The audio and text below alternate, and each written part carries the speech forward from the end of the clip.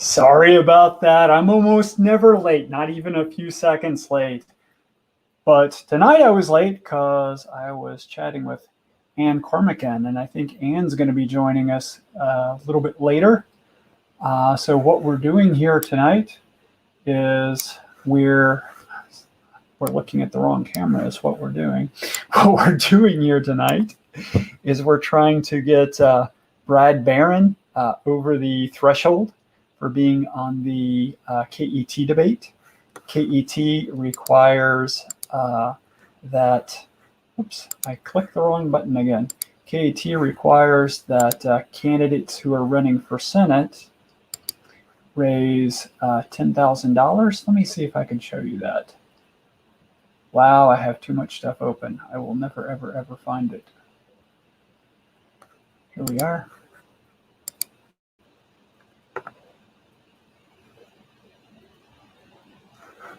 That's not what I wanted to show you.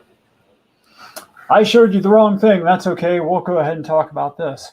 So something I'm sort of slightly disappointed about, we'll come back to the KET requirements in a minute, is even though I think it's better for Brad to be running against Amy, I will say, just because I'm frustrated that more voices aren't being heard, I was slightly, secretly a little disappointed Charles didn't win, because I went to Frankfurt to a couple of events and talking to people. One thing I was getting from people is that Charles was at least out talking, and Amy seems to just be hiding away somewhere and throwing a lot of money at getting in front of people's face. So we'll come back to that. Sorry, I didn't mean to put that there. Anyway, I will add the screen a different way. I really only had to do it that way to. I'm going to share audio, which we're not doing at the moment. So here we are. Here's the KET rules, and they want at least $100,000. And there's some specifics of that. And yeah, I know it's saying July 15th. But that's because that's when it gets, that's basically when it's due. But the report period ends tonight. And I was just on with Randall Daniel just before we came on. Hi, Joe. And Randall says that we need to raise about another $5,000. But I have some really good news. And that is, we have someone who's matching up to $2,800 because that's the limit. So if you go contribute, $1 to Brad right now, somebody, I don't know who, Randall didn't tell me. Usually they like to keep it anonymous. Somebody is going to match $1. If you put in 10, they're going to match 10. So it's like a 2-for-1 deal for you right now, for getting Brad past that last $5,000. So really, all we have to is raise $2,500. So we got $2,500 in 5 hours. So, I don't even know if you guys can hear me okay. Look at this. I didn't put this on here. Hey, Joe, could you hear me? How do you donate? What an excellent question, Lex. I was just telling somebody earlier today, I'm always good about checking the mic levels. Let me know if that's okay. How am I doing, Lex? Excellent. The comments do come in a little slow. And you can go to Brad's page, which, who was that? Timothy shared us the link for. Hey, Clint. And you've got the little donate button right here. And you fill in a little information. And you got to include the employer and the occupation, because it's an FEC requirement. It's not that Brad's nosy or anything like that. So you just come here and you click on the 2,800. You don't have to listen to me anymore tonight. Wouldn't that be great? And of course, if we get the 5,000 and we want to keep going, that's good too, because there's signs. I've heard that Wesley Morgan's going to be working with us working with Brad's campaign on all of Wesley's sign sites, and there are quite a few sign sites out there. So we've got a lot of signs to place. So what we're going to be doing here, this isn't going to be just me talking. This is going to be other people talking. Sorry, I didn't mean to do that. The idea is we're going to get donors on here to talk about why they thought it was so important to donate to Brad and get a third voice on the stage. And I actually have a recording of someone. So we will start there. And I believe many of you know this lady. So Marcia.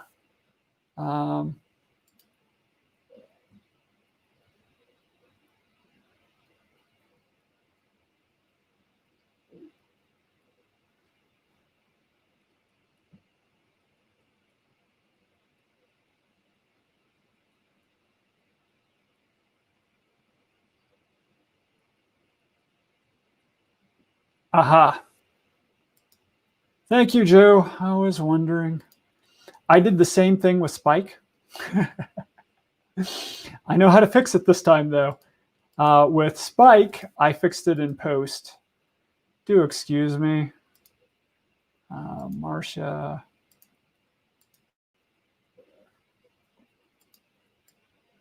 How about this? Hi, I'm Marcia, and I donated to Brad Barron for U.S. Senate because I want others to see him on that debate stage. There are alternatives to big government authoritarianism. The old two-party system has ensured that other ideas not be allowed on that stage. Let's change that now. Brad has raised almost enough to get there. Let's bump him over the top and allow Kentuckians to hear the real alternatives. Dig deep and do all you can to help. Please. Thank you. Excellent. So thank you, Marcia, for sending that in. And Marcia, I thought, was going to be the first person to talk live. She already has the link to join, but she's at a social. So, whenever they get ready to join, they'll go ahead and join us. And I've encouraged them to just sort of pass the phone around like a talking stick. Also, if you want to talk, and I put this in the comments, you can ping Jacob, and Jacob will get you the link so you can come join, and you can talk about why you think it's so important to get another voice up on the stage. So I'm going to tell a story I don't think I've told before. This was actually from spring of last year. Bullitt County every year has I think it's the Lincoln Dinner. So I went to that. It's a Republican event, but I went anyway. Tried to play nice, mediocre job, but Mitch was there, and I wanted to talk to him because there's something that has been bugging me since 2008, when they were getting ready to do the bank bailout in 2008. I actually tried to contact them. I'm sure many of you have done the same thing. You see the legislator getting ready to do something dumb, and you scream, "No!" and you contact them, and they ignore you. But I did one of those, and what we've learned since 2008, and a lot of us knew this when it was happening, is the bank bailout is going to be the cornerstone for every other bailout and every handout in this country for the rest of my lifetime. Thank you so much, Chris. Chris just made a max donation. Let's ditch Mitch. Now, was that on this call, or was that like a couple hours ago, Chris? Because if it was on this call, we got a match. If I don't know, and I'm done. Because I was prepping. I got a drink, and I got a backup drink. Green screen, sorry. and I got a backup drink. So while you're answering that, I'll go ahead and proceed with my story. So I wanted to ask Mitch. So I let in with Mitch. I tried to play nice. I basically said, Mr. McConnell, you're clearly a man of vast intellect. Well, thank you. And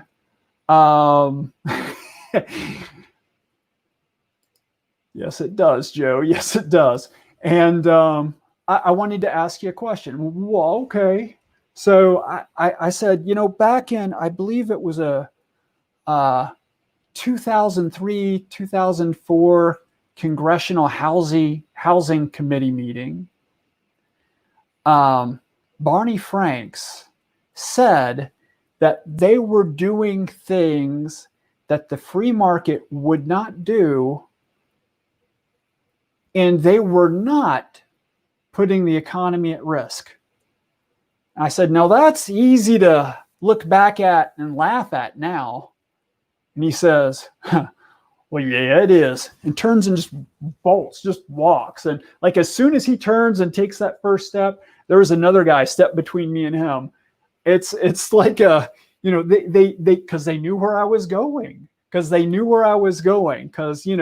yeah, you can blame the pushing of unaffordable mortgages, basically mortgages that we knew couldn't get paid back. You can push to the D's on that, and you can kind of blame the banks for giving those loans. But you got to realize, once Fannie Mae and Freddie Mac was distorting the market there was nothing left for the other banks to do but follow, and they had to find a way to follow. So the way they followed was with the credit derivatives, the subprime mortgage swaps. They knew they were buying crap. So if you're buying crap and you're going to stay in business, you got to sell crap. So they were selling crap. I'm okay with blaming the banks for that. But, not all the banks did that. There were some banks who didn't do that. And you know what happened to those banks?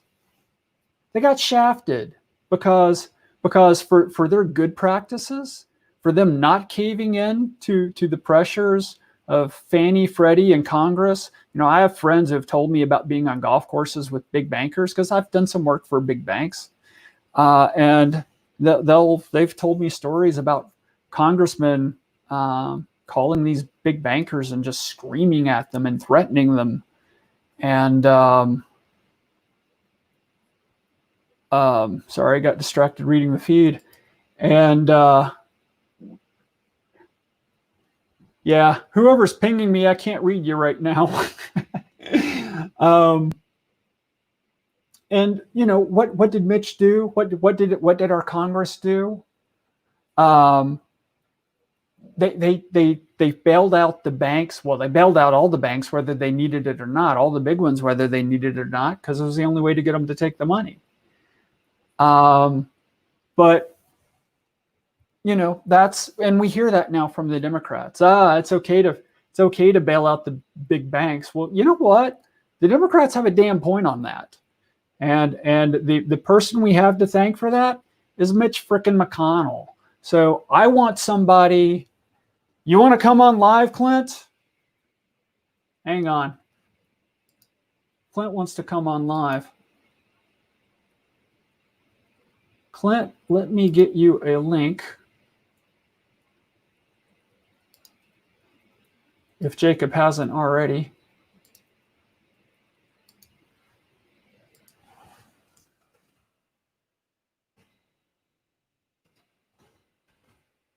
Oh, got some. Look at this. Hi, Marcia. Hi. So I already played your clip because I didn't. That's okay. I heard it. How was it? Did you sound good? Did you hear yourself the second time? Oh, yeah. I'm sorry about that. For a while, you're muted. I liked hearing myself. It sounded okay.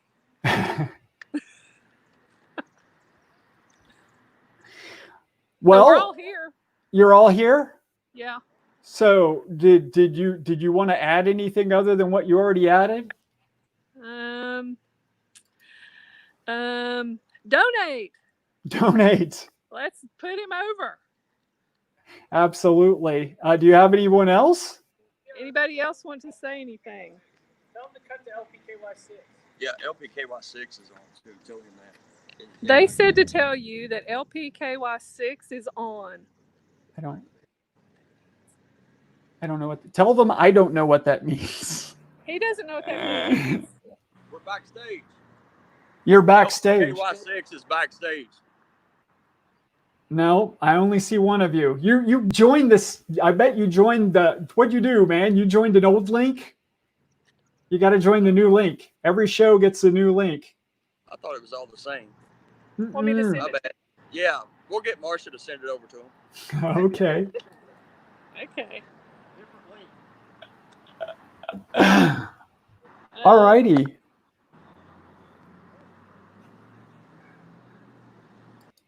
Marcia bravely ran away. All right. Well, so that was Marcia. And I think we're going to have LPKY6 join on the correct link here in a minute or so. So I think I roughly finished that story. My point is the Republicans believe in market distortions, and I don't. The Republicans believe in meddling, and I don't. And I don't think Brad Barron does either. I mean, this was one of the first conversations I had with Brad. It was the first story I told Brad, and Brad was nodding in agreement with me, and that's why you're not gonna hear the Democrats on stage saying McConnell did a bad thing precisely in bailing out the big banks. They're just going to berate him for not being willing to bail out their people when he bailed out his people. And the problem is once you buy into market distortion, you're just chasing it forever. So I need somebody to join me because I wasn't planning on talking for 5 hours. I was planning on having various guests tell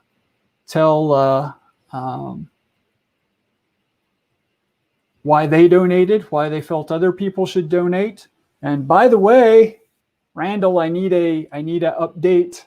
I need an update on where we are with the money because I think that was Chris Varney just did a max donation, and I want to know if that was at an appropriate time so that we got the $2,800 match. Who do we have? I know this guy. He's a troublemaker. Hey, Charles. District 6 Chair Charles Altdorf here. We're in Harrison County in Cynthiana, and we want to tell you all to donate to Brad Barron's campaign. We are trying to bring Main Street back into politics. We're right here on a main street. We just had dinner at Bianchi's, and it's my pleasure to be with you all here today. I'm also really jacked up because I got James Toller here with me. He's running for State House 78, and we're really hoping to get that one little bit to get Brad Barron on the debate stage, because the last thing that people like Mitch McConnell and Amy McGrath want to do is have to debate issues that affect regular Kentuckians that live in Indiana. And we also had dinner with the D4 chair, Christian Varney. There he is. He's over out that way. And that's Don Stacy. He's going to help us doing some recruiting in D5. And your donations not only help Brad's campaign, but they help us bring the Libertarian Party to you in Main Street. And we want freedom across America. Thank you all very much. Excellent. Thank you, sir. Was anybody else going to speak there, Charles? I don't know. Here's James. Here's James. Say hello to everybody, James. Mr. Toller. How you doing? Not on the road tonight? He's back. We stole him back from the road. Yeah. This was actually white until I went to release the trailer. Oh no! No, we need all the help we can get. We need Brad Barron on this debate stage. It don't only help Brad, it helps the country. Absolutely. It's far and beyond Kentucky. So we need all the help we can get. He's close to getting enough money raised up to get on there to debate Mitch McConnell face to face, nose to nose. And he's going to cause Mitch some problems. And Mitch don't want that. You don't want people like that on that stage. So anything at all. We're libertarians. We don't like asking for money. But here's the thing. It don't matter if you got $1, $5, $20, $50, $100, $2,000, or $2,800. It don't matter. Every little bit helps. If you can only Absolutely. put it out there. Excellent. Thank you, sir. So I got Marcia waiting on me, and I got Joe Hunter waiting on me. We got anyone else? Well, I just think we all should give Ryan Patrick a big hand here for doing the camera, because I'd be lost right now trying to camera this and talk to y'all. So. Thank you, Ryan. And All yeah, right. like I said, man, every bit helps, and we're going to keep bringing the Libertarian Party to you in your homes, and that's what this money's all about. It helps Brad Barron come to you, you know, so give everything you got. That's all I got from Harrison County and Uh-oh, hang on. Joe, I think I put some headphones or something on Joe. Sorry about that. Joe brought his A game tonight. All right. Marcia, is the building going to talk to Yes. us? What we got? Did you join to speak some more? No. That's why I made the audio today. Okay. No Well, kidding at it. you just rejoined. You were just listening in. Okay. I'll put you backstage. Joe, Can you hear me? I can hear you. Oh, great. So I'm live now. You're on live now. All right, awesome. Yeah, I feel really lucky. I'm the chair of the Warren County Executive Committee. Brad Barron just happens to be from my county. And I was very lucky, and I feel honored because he contacted me late last year, maybe early this year, just kind of exploring his options for doing this run to be the Libertarian nominee for U.S. Senate. And sometime between my gym time and his volunteering with youth basketball, we got together. We started talking to each other, and it started getting serious. We started saying, hey, I think this is a run. We can do this. Mhm. We can unseat Mitch McConnell. We knew it wouldn't be an easy task. But if anyone had an honest chance, I think it would be Brad Barron. Brad's as honest as they come. And where Brad will really shine is on that debate stage.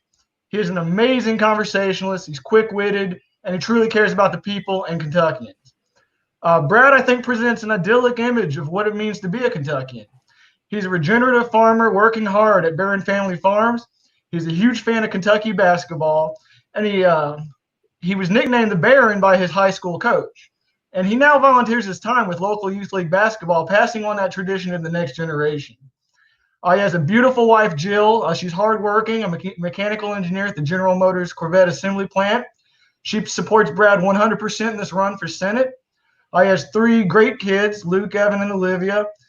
They seem to really enjoy their time playing and helping on the farm. I've seen pictures of them feeding milk to the bottle calf. Beautiful family, and I think Brad would make an excellent delegate of Kentucky to the U.S. Senate.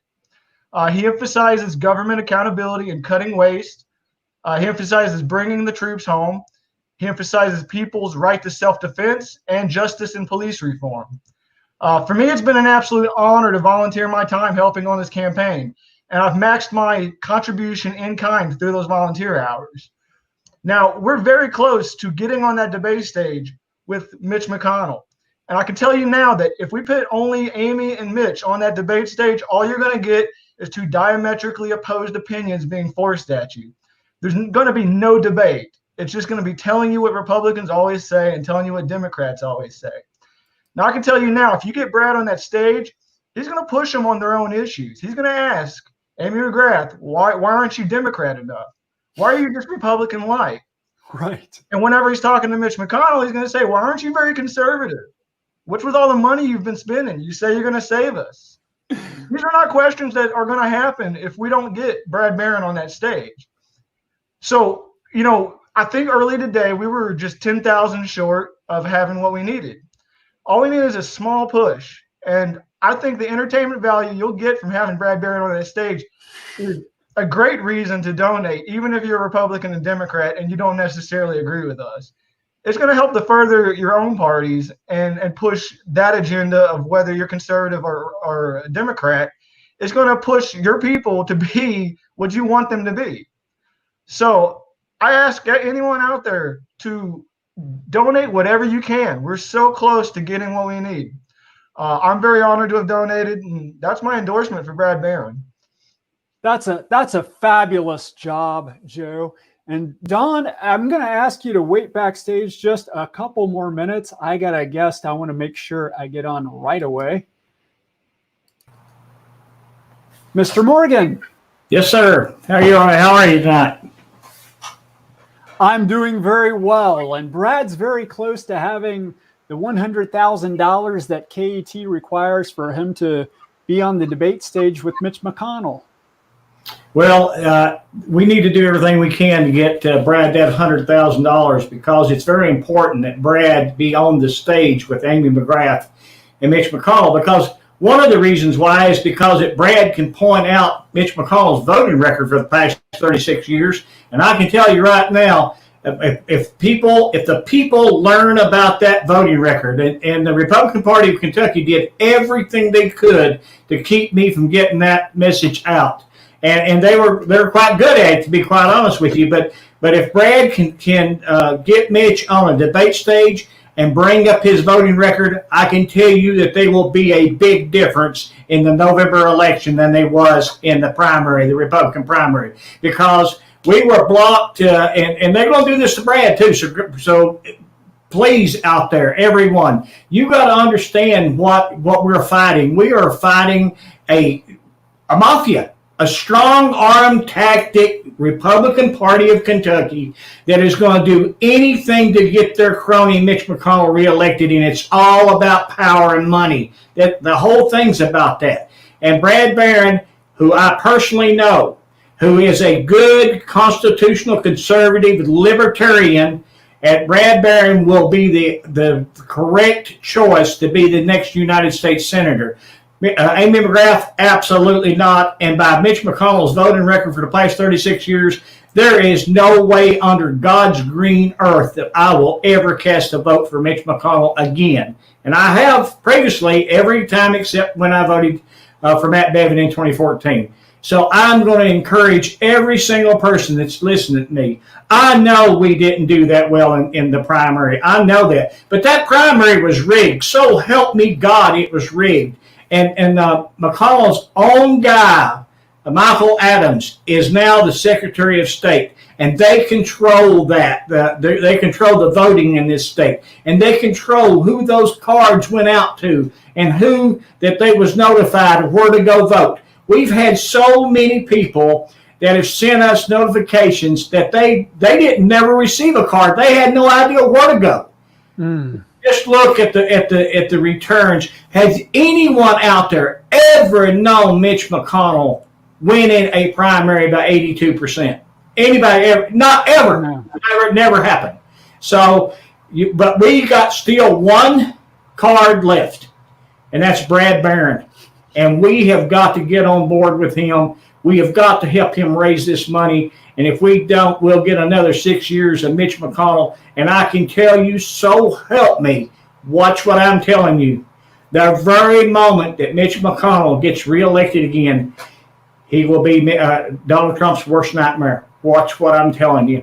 Because Mitch McConnell and his wife, Elaine Chao, as is crooked and involved with the Red Chinese as Joe Biden and his son Hunter.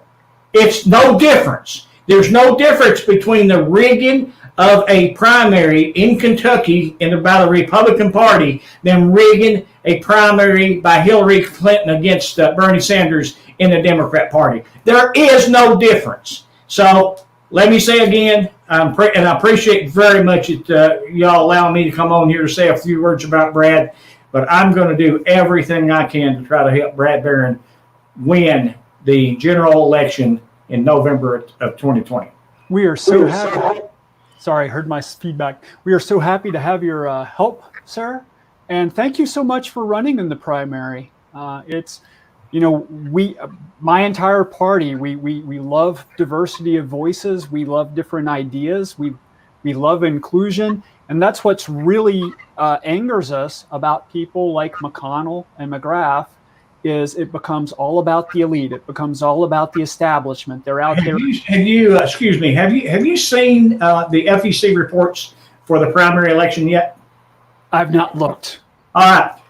I got 26,000 votes and I raised $26,000. That's all I raised, $26,000, because people were so afraid for their name to be seen on a donor list in Kentucky because they knew they would be retaliated against by Mitch McConnell. Mitch McConnell raised $26 million for 340,000 votes or 324,000 votes, whatever it was. Can't remember off the top of my head. But just think about it. Let's divide that up. How much money that he got for that many votes versus how many votes we got for $26,000. Think about that. And I'm telling you, our votes come in at $1 a piece. That's what our votes come in at. But Mitch McConnell is the crookedest politician that has ever been in the state of Kentucky. And I look forward to the night in November when Brad Barron stands on the stage and says, and this should be his opening line, "Our long nightmare is over." And that's how I feel about this election. Thank you so very much, sir. Do you have anything else for us? That's about it, but I just wish Brad all the luck in the world, and we're going to help him as much as we possibly can.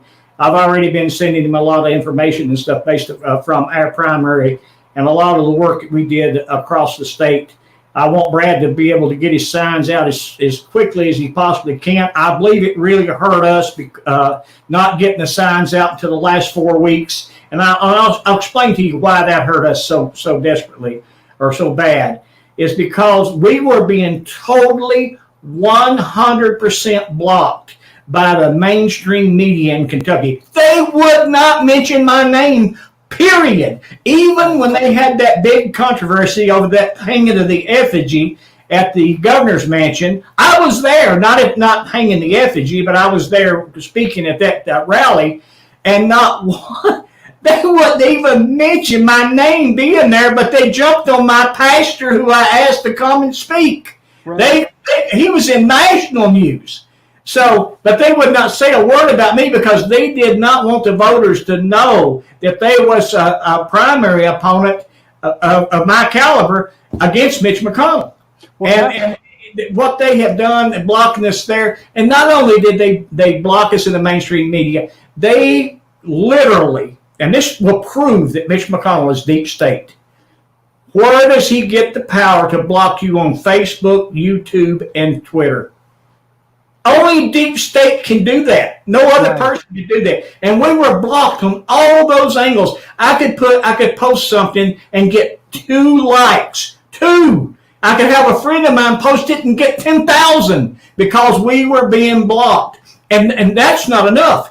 Then Mitch passes a law in 2014 that allows him to get a single donor can give him $324,000, but they can only give me $2,800. That's still not enough. Then that crooked Republican Party, what do? They go out and start tearing my signs down. That is not enough. This is beyond anything I have ever witnessed in my lifetime. And when the people finally wake up, they'll hang more than an effigy of Mitch McConnell. Watch my words on it. Did you see that Randall Daniel got kicked off of Facebook today? That's Brad's campaign manager. I didn't know that Randall was Brad's campaign manager. Randall was a good guy, and I like him. I know that the Republican Party of Bullitt County has been giving him a really, really tough time. But no, I did not know that he'd been kicked off Facebook. So there you go. It's already started. In fact, I was talking to Bill Kunkel up in Boone County today, and I said, Bill, look at the post that's going on right now on Facebook against Brad Barron. It's the exact same thing that they did to me. Mitch can't lose. Mitch can only, you can't vote. A vote for Brad Barron is a vote for Amy McGrath. All that bull. And I said, they are already started on him exactly the way they started on me. And what people don't realize is that's not all just voters on that Facebook that's saying all those things in Kentucky. Right. Mitch McConnell, by having all that money, that dark money that he uses, he has hired people. There's people in Pennsylvania and California and everywhere else that just does nothing but troll that Facebook and try to convince the voters of Kentucky why Mitch McConnell cannot be defeated. Mm-hmm. Absolutely. But I appreciate you having me on here because I just can't tell the public enough how much this guy really needs to be elected, and he needs to put about a size 11 shoe right up Mitch McConnell's ASS.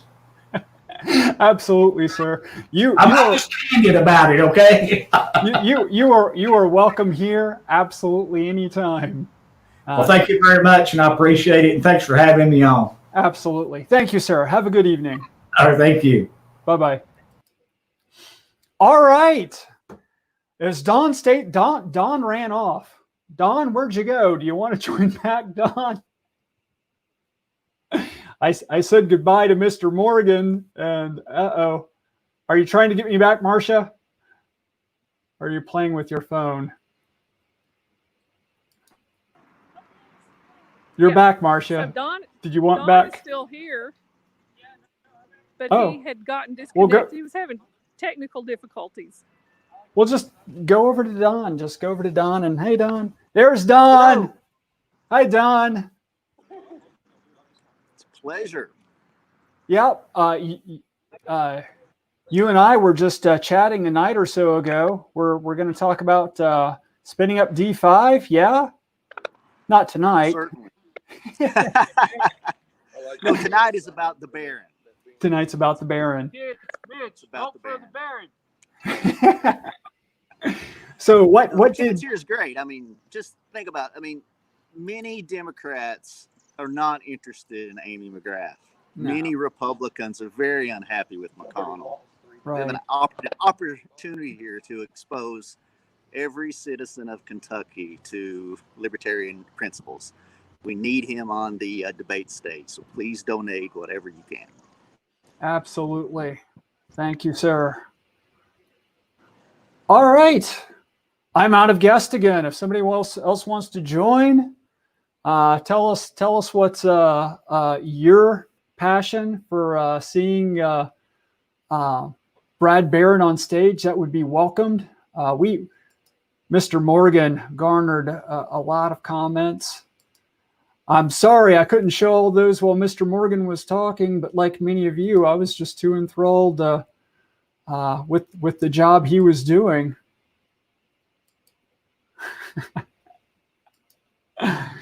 All right. Does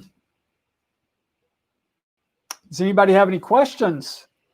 Anything? Well, I did ping. Randall did respond to Clint. Randall says we are 4K away.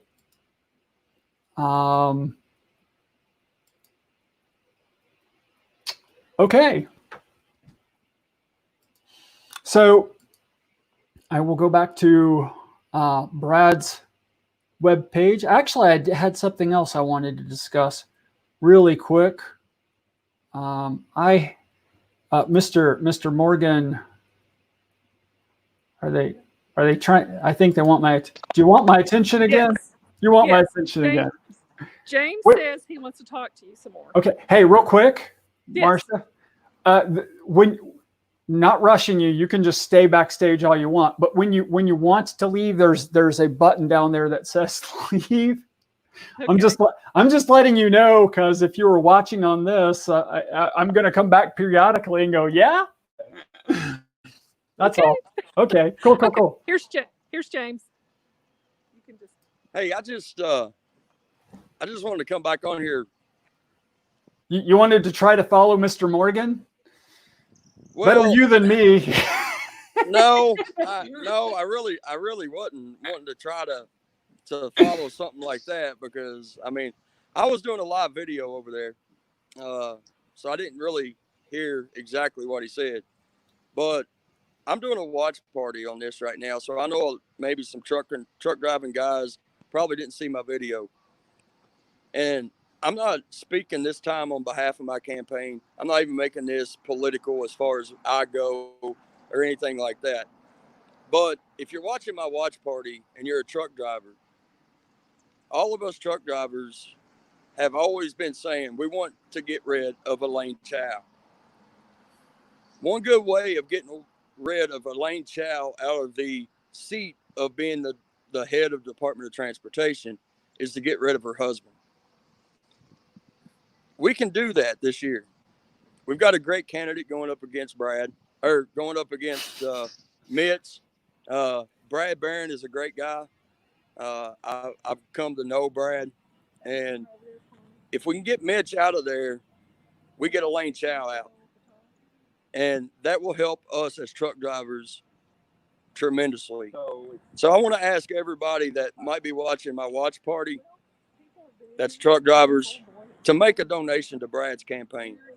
It don't matter if it's $1, $5, $50, $100. It don't matter. Every little bit helps. Every little bit gets us that much closer to the goal that we need to be at by the end of the day at midnight. We don't need a lot of money now. We made tremendous strides over the last 3 days. We went from needing $30,000 to really, up $4,000. We've had a great run. So I want to ask my truck driving guys, ladies out there, the ones that I talk to every single day on the phone and all that, go to bradbarron2020.com, hit that little red donate button and donate some money. Let's get rid of Mitch, and let's get rid of Elaine Chao, Mitch's wife, and get her out of the transportation industry. And let's make this better. Let's make it better for everybody, not only Kentucky, but the whole country. We get Mitch out. Mitch is the swamp. He's been there way too long. Let's not only take Kentucky back, but let's take our country back. And let's get Brad on this debate stage. Let's make havoc for Mitch McConnell. Mitch does not want Brad on this debate stage. He just does not want him. Right. Because he knows that a working man has finally stood up and said, I've had enough of you, Mitch. He don't want somebody that works hard every day to go up against him. He don't want somebody that believes wholeheartedly in the Second Amendment or the Constitution in general. He does not want them on the debate stage. Well, let's make it happen. He's tried his shenanigans over the years. He's throwing in this pitch of you needing $100,000 to get on a debate with him. He's not made of gold, people. He's not. He's just scared to death of somebody actually coming on there and giving him what he's been deserved over a long period of time here. So truck drivers, let's jump in. Let's donate to Brad. Let's get Brad on this debate stage. Again, it's Brad Barron, BradBarron 2020.com. Thank you, Robert. And while you're on here, James, I wanted to remind your fellow truckers that one of the best things we can do for your campaign, frankly, my campaign, or any of the down ballot campaigns of Brad Barron, is to put Brad on stage, because it will raise awareness of our party. That's right. And they will better understand that we are a party of ideas and we are a party of principles. And putting Brad on stage adds legitimacy to all of us, including you. So if your friends in trucking want to see you in Frankfort, seeing Brad Barron on stage is one of the best moves they can make. That's right. That's right. You know, it's when he gets on stage, it's not only going to help Brad Barron. It's not only going to help get Mitch out of office. It's going to help a lot of other down ballot candidates, some great down ballot candidates, get that recognition to be seen. there's not only you, but there's Amanda Billings.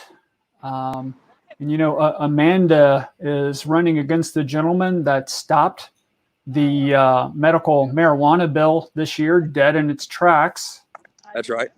So there's going to be a lot of people in Kentucky this year who could benefit from medical marijuana, and they're not going to be able to get it because the old establishment parties are in charge. And That's right. we put Brad on stage. It puts a dent in that. And you've got Jacob Clark. Hopefully he'll come on a little later. And Jacob is sincere about helping people as anyone you'll ever encounter. He contributes time to, I think of them as kind of outreach groups to the prisons. He helps with rehabilitation, and he's extremely strong pro-life, but he does so in a way that shows empathy and reaches out to people who are on the other side of the argument. He's very interested in. He leads on saying we want fewer abortions, and really everyone wants fewer abortions. We want fewer young women encountering that choice to begin with. That's right. So of course we all want fewer abortions. Right. And I spent a good bit of time this morning, early morning, as a matter of fact. I think the call started at like 6 a.m. this morning with Jacob. We had great conversations. We've got some great candidates going right here in Kentucky. We've got Brad, obviously. We've got Robert here. We've got Jacob, Timothy Philback, Amanda Billings, Christy Kendrick. I mean, the list just goes on and on. We've got like 25 candidates. Did you get Mitch Rushing? I mean, it's something like crazy number that we'd have never thought of. 25 candidates, something like that. And guys, we just want liberty. We want the freedoms back that we used to have. We believe wholeheartedly in the Constitution. 2A, we are huge on 2A. Right. Huge. And I've been pointing out to some of my strong 2A Republican friends. A Republican will defend your right to bear arms, but you hang out with libertarians. Libertarians are serious about it. Libertarians are the ones that they want their daughters trained in how to use weapons. They want your daughter trained in how to use a weapon. They want as many people who are comfortable with it, because they're not for everyone, but they want everyone who's comfortable with it to be responsibly trained on how to use firearms and able to defend themselves from whatever threat. And we take that seriously. Republicans over there talking about sportsmen or I don't know, shooting skeeters. No. We're talking about you have a right to defend yourself against the government. You have a right to defend yourself against whatever the heck you need to defend yourself against. Joe Jorgensen with a rifle behind every blade of grass. I love bringing that back. That's why we have 2A. Oh, look, we've got somebody else. We've got another wonderful candidate. We've got Tim Philback. Tim, preach to us a little about why it's so important to get Brad Barron on stage.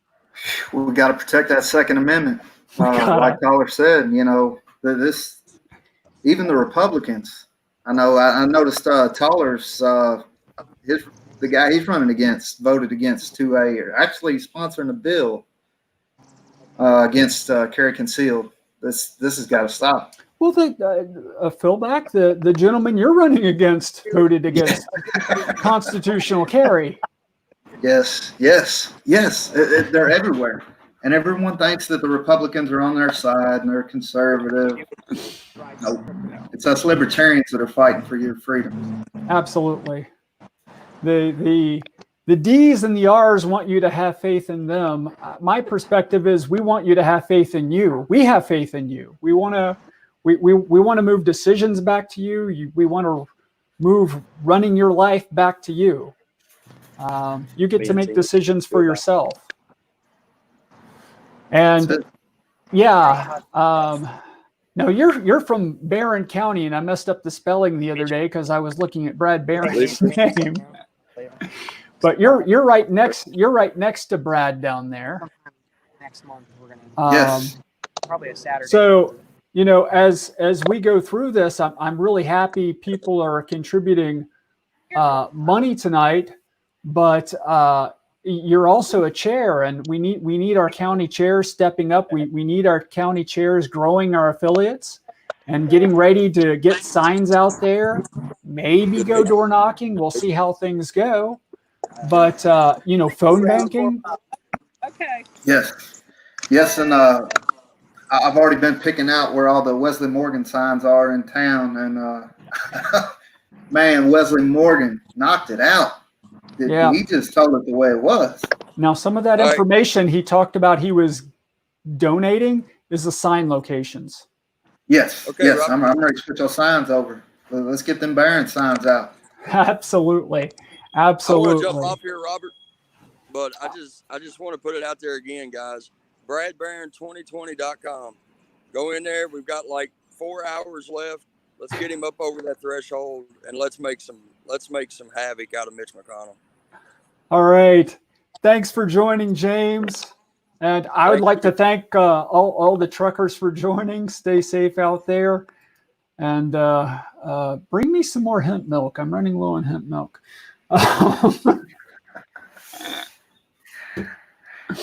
They got to bring it all the way from Canada. They got to bring the hemp milk from Canada because we can't grow hemp milk here. We can't raise hemp cows. No, that's not right. We can't raise hemp. I mean, we In can't. Barron County, we have a lot of land and a lot of cows. We're losing our cows. We could sure use some hemp.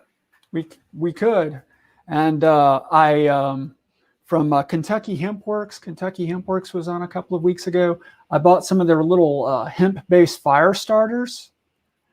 Man, those things are good. I mean, I was a little worried about them at first because they're just like a little biscuit, like the size of charcoal. But they light pretty easy, and I bet they burn a solid 20 minutes, and they burn hot too. And I think it's the hemp oil in there, because you put any oil, you know, oils. That's the thing. Look, go look at the side of the olive oil. It's like 120 calories per 15 grams. That's why you can use it as biodiesel. It's that energy dense, and that's a good thing. Just be mindful of how much you put on your salad. We got an entrepreneur on here, Matt. You're getting ready to open a store in. Oh, is that tomorrow? That's tomorrow. Tomorrow's the first day. Soft opening. I shouldn't have mentioned it. It's a soft opening. opening. Soft opening. The grand opening's on Saturday. July 4th, Independence Day. What a great day for a grand opening of a gun store. But I think so. We're not going to turn this into just one complete ad for Silver Star Guns and Ammo. We're going to make this about Brad Barron. It's about Brad Barron for sure.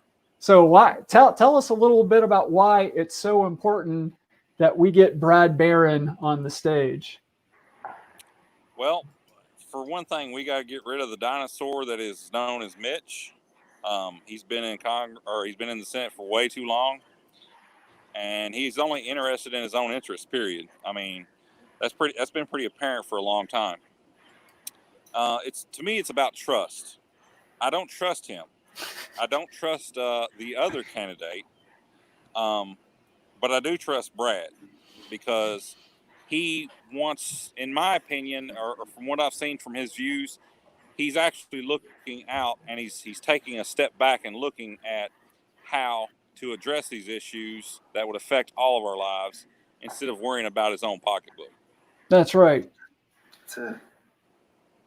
Cool. Yeah, so it's a no-brainer to donate. I mean, we got to try to to help him out the best we can. Yeah, and not to pivot back too hard to the fact the man's opening a gun shop, but do remember that the man who's opening a gun shop is going to have a bit of a vested interest in defense of the Second Amendment. Absolutely. So he pays attention to this, and again, not to plug him too much, but I stopped by his shop. Everybody there is really passionate. They are people who are serious about the Second Amendment. Whoa. Yeah, I mean, my partner, he's ex-Army, or I'm sorry, he's retired Army. Sorry, I don't mean to say ex. I mean retired Army. Thanks for educating us on that, Joe Hunter. Yeah. Former Army. He's retired. He he did a great thing by serving his country for the time period that he did. But we're also very passionate about being able to defend ourselves at home, aside from, forces outside of the U.S. that we may not necessarily see. But we do see the things in the U.S. that are happening, especially with, the protests that is leading to riots and so forth. We have the right to defend ourselves here in this country, and that's the way the founding fathers wanted it initially for us. So sure, I think that's an inalienable right, so to speak. Well, I told a story. It was kind of a short video, but I grew up. I would hang out with my grandfather at his small country store, and his house was just up a hill from the store. And at the end of the day, we would walk up the hill, and he had this metal bucket he carried, just this old metal bucket. And of course, he put the charge receipts in it, because this is an old country store, and people would charge. You'd have the charge receipts, and you'd of course have the cash, and you'd of course have the loaded 38, because it's not like you're going to scream somebody help and somebody come help. But the nearest police station would, I don't know, at the time was probably a 20-minute drive. Come on, get real. And it's not like it was, he was looking left and right out of paranoia. I never saw him pull it. It was simply there.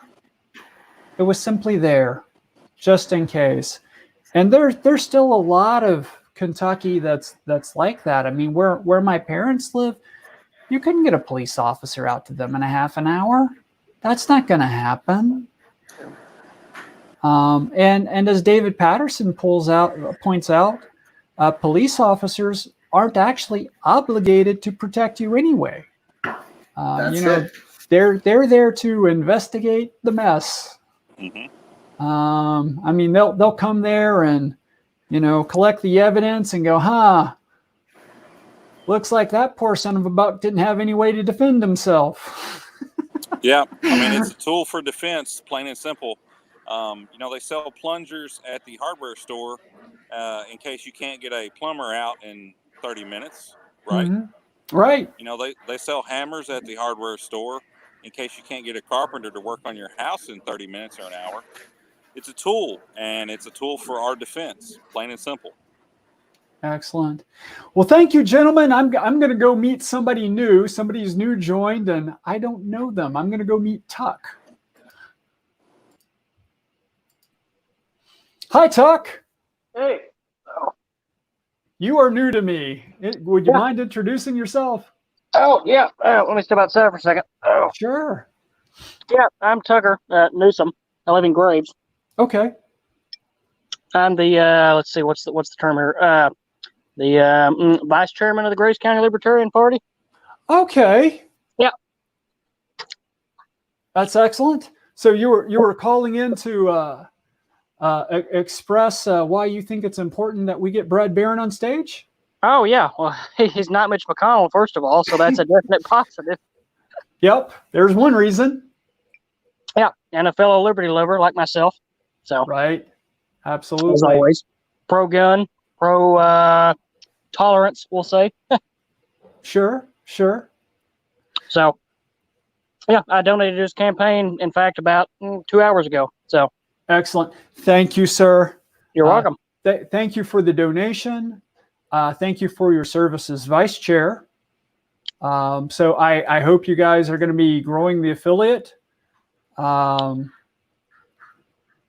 look confused. Oh no, sorry. I was trying to remember. We actually had a discussion probably 3-4 weeks ago about our county's growth in membership. I think we went from 8 registered libertarians up to like, God, how much was it? 40, something like that. Fairly good amount. A good jump, anyways. Mm-hmm. Well, not that this show is about my show, but when you guys want to come on and talk a little about what your plan is and what you're doing, you can join me one evening and we'll just focus on that. We'll do a little show about that, and we'll use Facebook to try to get that out to inform people about what you're offering them, the opportunity you're offering them.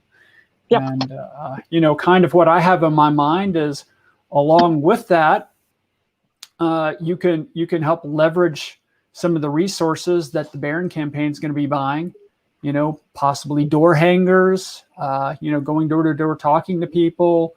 Maybe we'll see how that goes.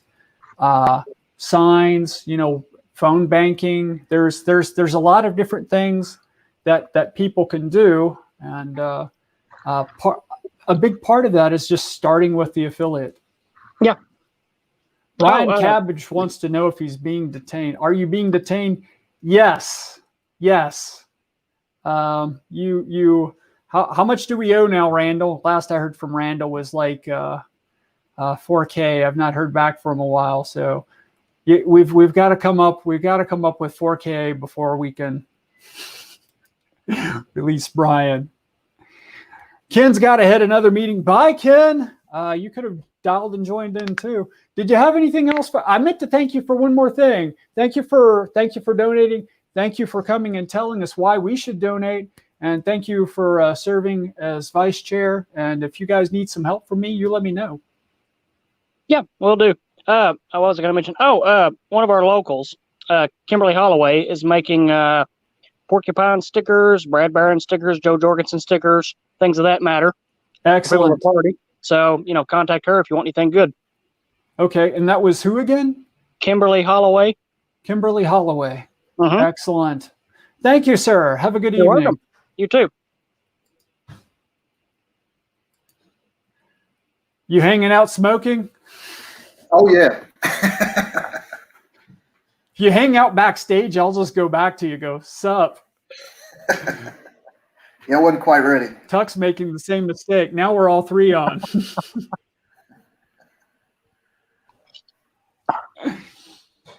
Well, I'm out of people backstage. Somebody else has got to join. Help me out here. I don't know how to get off the backstage.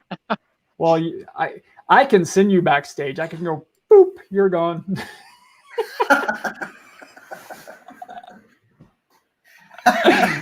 That's how that works. Do you have anything else for us, Tim, or were you just hanging out? I was just hanging out, man. Well, you hang out. BradBarron2020.com. Let's get it in. Yeah, let's look at something while we're here. Yeah, I wanted to go back and look at this. So this one's kind of near and dear to me. Is I called Kathleen Free yesterday. Kathleen Free ran against my opponent, and I started the conversation by telling her I was disappointed I wasn't going to be running against her this fall. But Kathleen was my machine. There we go. My machine's behaving poorly. I lost the mouse. Okay, it's back. Cool. So Kathleen was kind of a blast riot. I tried to get her to come on tonight, but she didn't want to do that. But that's okay. But she was at the rally with Wesley Morgan. When Wesley Morgan was talking, it kind of got me in the mind of that. And I don't want to put too many words in Kathleen's mouth. because if she wanted herself spoke for, she would have came here. But you see these other people running. I don't even have to reference the why. You look at the Republican. I mean, Lewis Grider, who is that, and why did they run? And Kathleen Free, why did she run? And I mean, she knew she wasn't going to win, but I wanted to see what motivated her, because I think that's important. And you look at these Republican challengers against incumbents, and I mean, an incumbent hasn't lost this seat since 1884.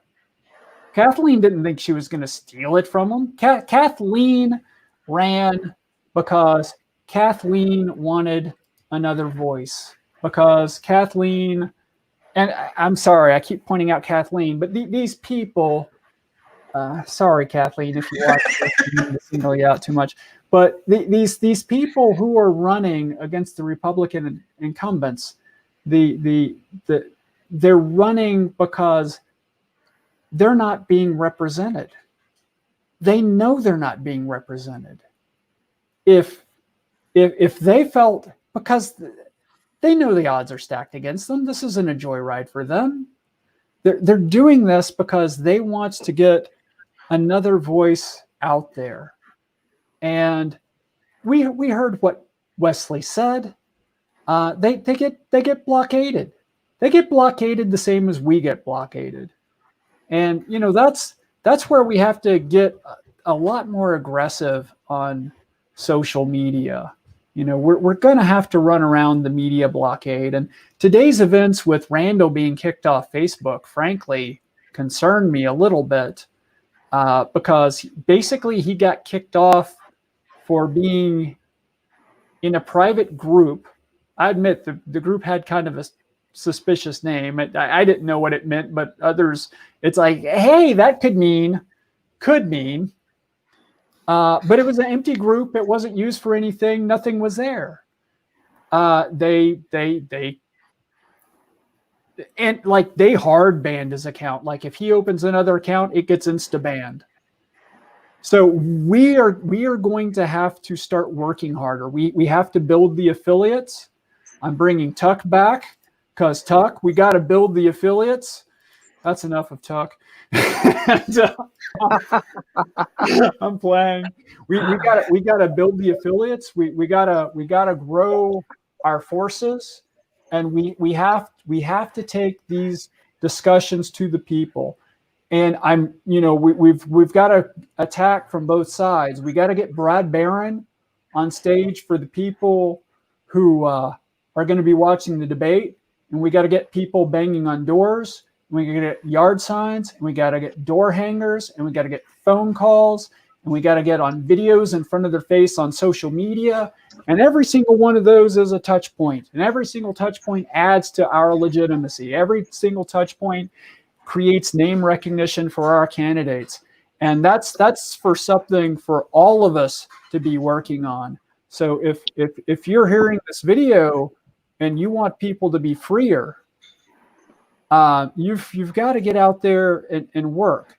And I don't know what that is. Maybe you work 16 hours a day in IT and you don't have any hours left. Throw some money. This is your chance. Throw some money at Brad. This is where you come in. Maybe you don't have a lot of money. Share this video with your friends who do, or comment, or, be available later to go door knocking or put up the signs that this is buying. There's jobs for all of us. We got somebody else new on. We got James Clark. I'm going to go see what James Clark's up to. So I'm going to send you two backstage. You can hang out there, but be warned, you hang out backstage, I'll bring you back. Hi, James. Hey, Robert. How are you? I'm doing very well. Yourself? Yeah, I'm good. I take it you're going to tell us about your perspective on why it's important that we get Brad Barron on stage? Sure. I mean, we always have two choices, and everybody ends up voting against the person they hate. Right. The lesser of two evils, or whatever you want to call it. but it's pretty simple. Republicans and Democrats, they just don't seem to be getting the job done. It's no secret that we have the worst senator in the country. Everyone knows it, but we're too afraid to put a Democrat in because God only knows what a Democrat would be like. Right. And Brad Barron is anti-war, supports the non-aggression principle, and Americans are anti-war and support the non-aggression principle. So we just need to have a third voice on that stage.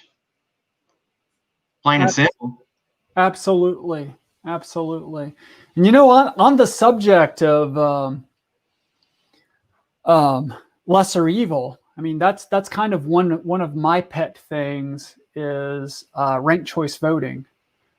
And of course, Brad Barron nor myself would be able to do anything about ranked choice in Washington because that's a state level thing. But we have all those candidates that Mr. Toller was talking about earlier that are running for the state level. And again, one of the best ways that we can add legitimacy to those candidates is getting Brad on stage.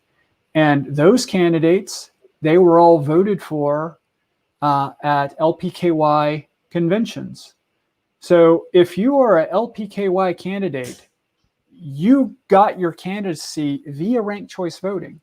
Even if there was nobody else on the ticket, you still got on via ranked choice voting, and you at least ran against Noda. And I noticed that in some of the primaries, you know, like the Democrat I'm going to be running against, nobody voted for him. Nobody voted for him. And I'm not dissing him. It's just that's just the way the system works. Hey, I got somebody else backstage. No offense, James, but I think you're going to want me to get rid of you so I can bring this other person on. So sit back and enjoy. You're going to like this. What? Hey. You weren't telling me to give you 5 minutes, were you?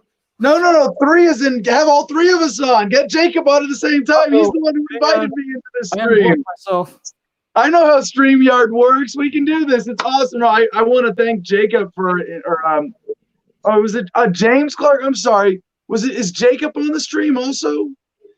Tom is. All right. So Tim is on the stream. Tim invited me also, but the other one was Jacob Clark. I'm sorry, James. I misread your name on the screen there. But Jacob, thanks for running the queue. Jacob's running the queue. That's what he's doing. All right, awesome. Well, thank you for inviting me. Thank you for doing this. I got my debit card out with my number carefully covered up for the live stream purposes here. Last 4 digits. Yeah. So I donated today. I know Brad. I've been following this race for a little while, and it was actually someone on my Telegram team chat for Team End the Fed who said, "Hey, look, Brad's in this exciting situation with an opportunity today to raise $10,000 at the last minute to get to $100,000 to qualify to be in the debate with Mitch McConnell." And, I just dropped in to say, thanks for inviting me, guys. Thanks for doing this.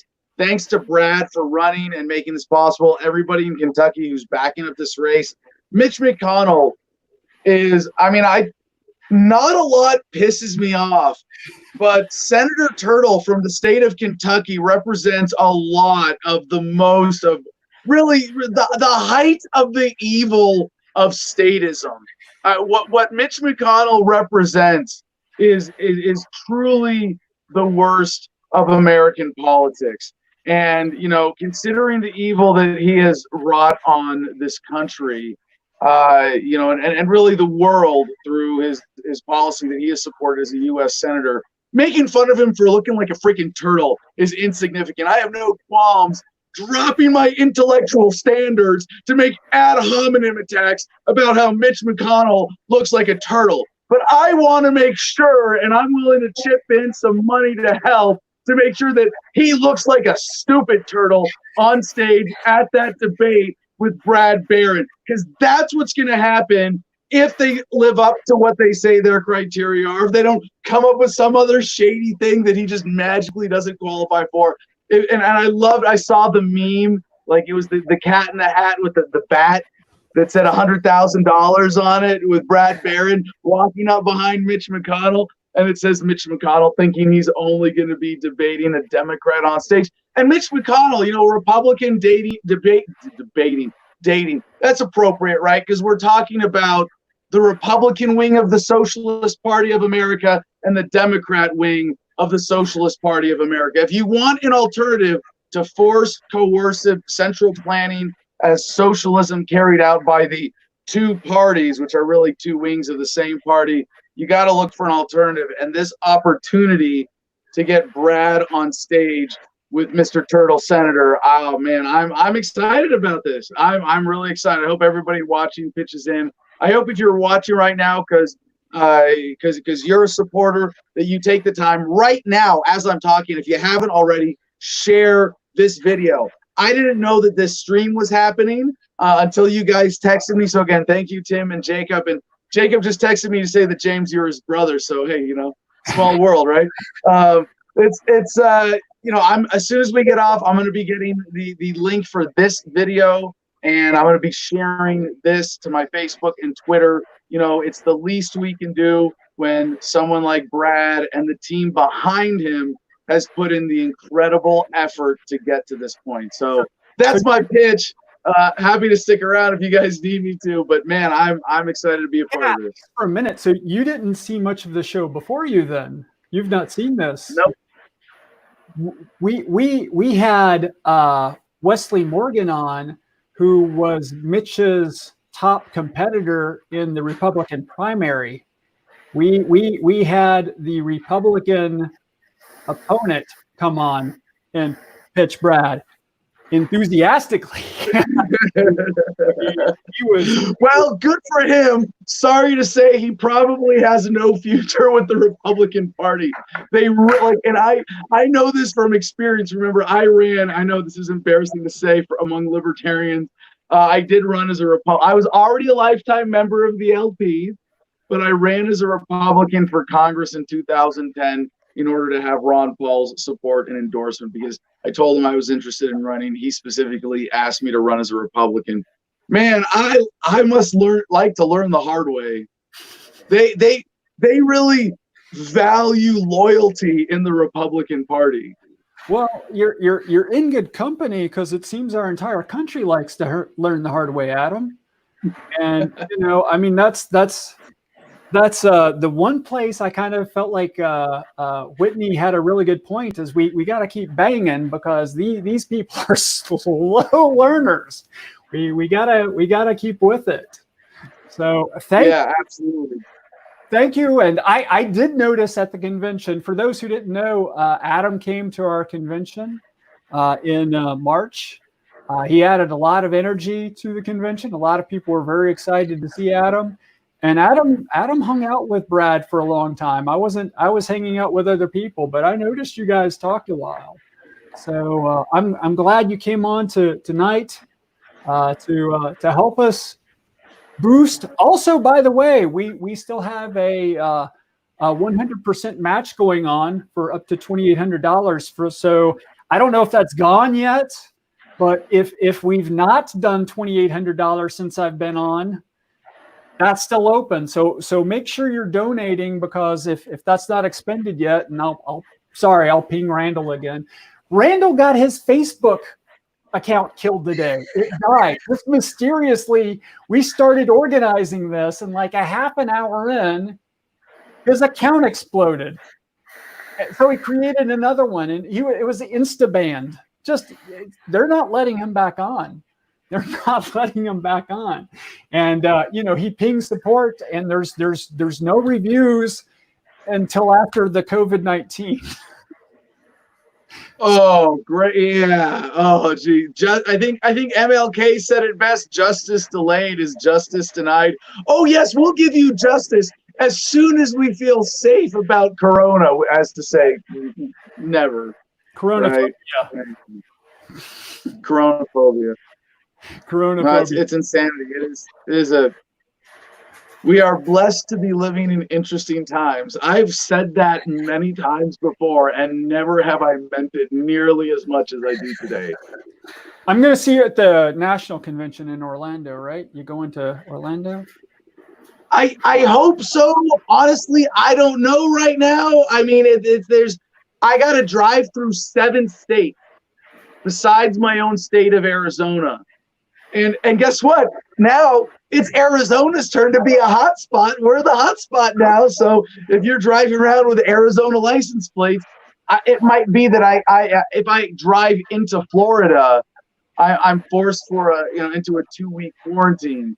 So Right. if things look like they're clearing up in the next, I mean, I get to wait till the last minute to decide because I'm driving. I'm on the bus right now. This is where my studio is, No Force One. Right. And if I come down, I got a crew with me here at the Garden of Freedom.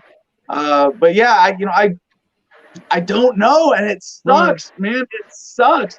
We talk about government imposed uncertainty as an economic barrier to development and planning and just growth and providing for quality of life for our fellow Americans. And now it's like you feel it. I don't know if I can go visit my family in California next week, right? California, there might be some other lockdown there. I don't know if I'm going to be able to start a business that I was planning on starting that requires in-person interaction. I don't know if I'm going to be able to go to a hospital if I need treatment for something that's non-essential. I don't know if my government benefits are going to continue or not. I don't know if the dollar is going to be worth anything. It could be. No, I don't want to be that one. alarmist You about know this. that one. It's not. Well, it's already only worth paying off the thugs. I mean, why does the dollar have value? Because government says pay us our taxes in U.S. dollars, or we come and take your stuff, or we lock you up. And so that creates the artificial demand for a fake currency, and now, man, we have so much on the edge, but that's exactly why we need people like Brad. And Robert, if you don't mind, since I am dropping in a little late and I do want to help out here, if we had a $2,800 matching pledge and we needed 10,000 this morning, that kind of reduces our need beyond that now down to 7,200, right? So how are we doing on that? Do we have the latest numbers? Do you know how close we are? I'm watching Randall type at me. I'm watching the 3 little dots do this while he's typing. But while he's typing, I'm gonna say if it'll help you feel safer, you can drive Zero Force One to Kentucky. We'll find you a place to park, and we've discovered a treatment.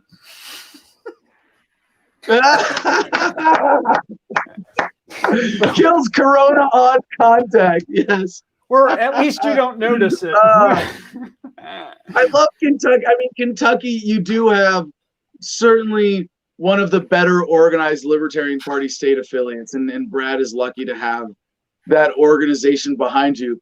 But then I step back and I look at the state of Kentucky. One of my good friends owns a head shop there, and Botany Bay. I'm sure a lot of you have heard of that. Yes, absolutely. Yeah, and so my friend Ginny Seville, who owns that 2 locations, it's like the contradictions there are. I mean, look, you walk into a head shop. I don't know. You know what? I'm going to be very careful about what I say here, okay? Because I am not going to trigger the Facebook censors with this device, because this is a legal device that was bought at a legal store, and it is not a BONG. That would be illegal. This is a water pipe used exclusively for tobacco products. So, they can't be censored by Facebook or YouTube or anybody else who's broadcasting this. And in Kentucky, you're the state of Rand Paul and Mitch McConnell. Like really opposite sides of statism as far as the Senate spectrum goes. Mm-hmm. Talk about a state with a split personality. Hey, Chris, state chair, is with us. Chris, good to see your brother. Thanks for all you do to support Brad for the party in Kentucky. Good to see you. He heard you talking good about how organized the party was, and boom, here he is. No, I didn't hear. My ears went off. Right on cue. We've been a little busy in Kentucky, so yeah, ears are burning a little. By the way, Randall told me to tell you that we would have an update at 9:30 on where we are. So good. Good. I've been. Randall's having some comms problems, but he's doing what he can, you know. Sorry, Chris, go ahead.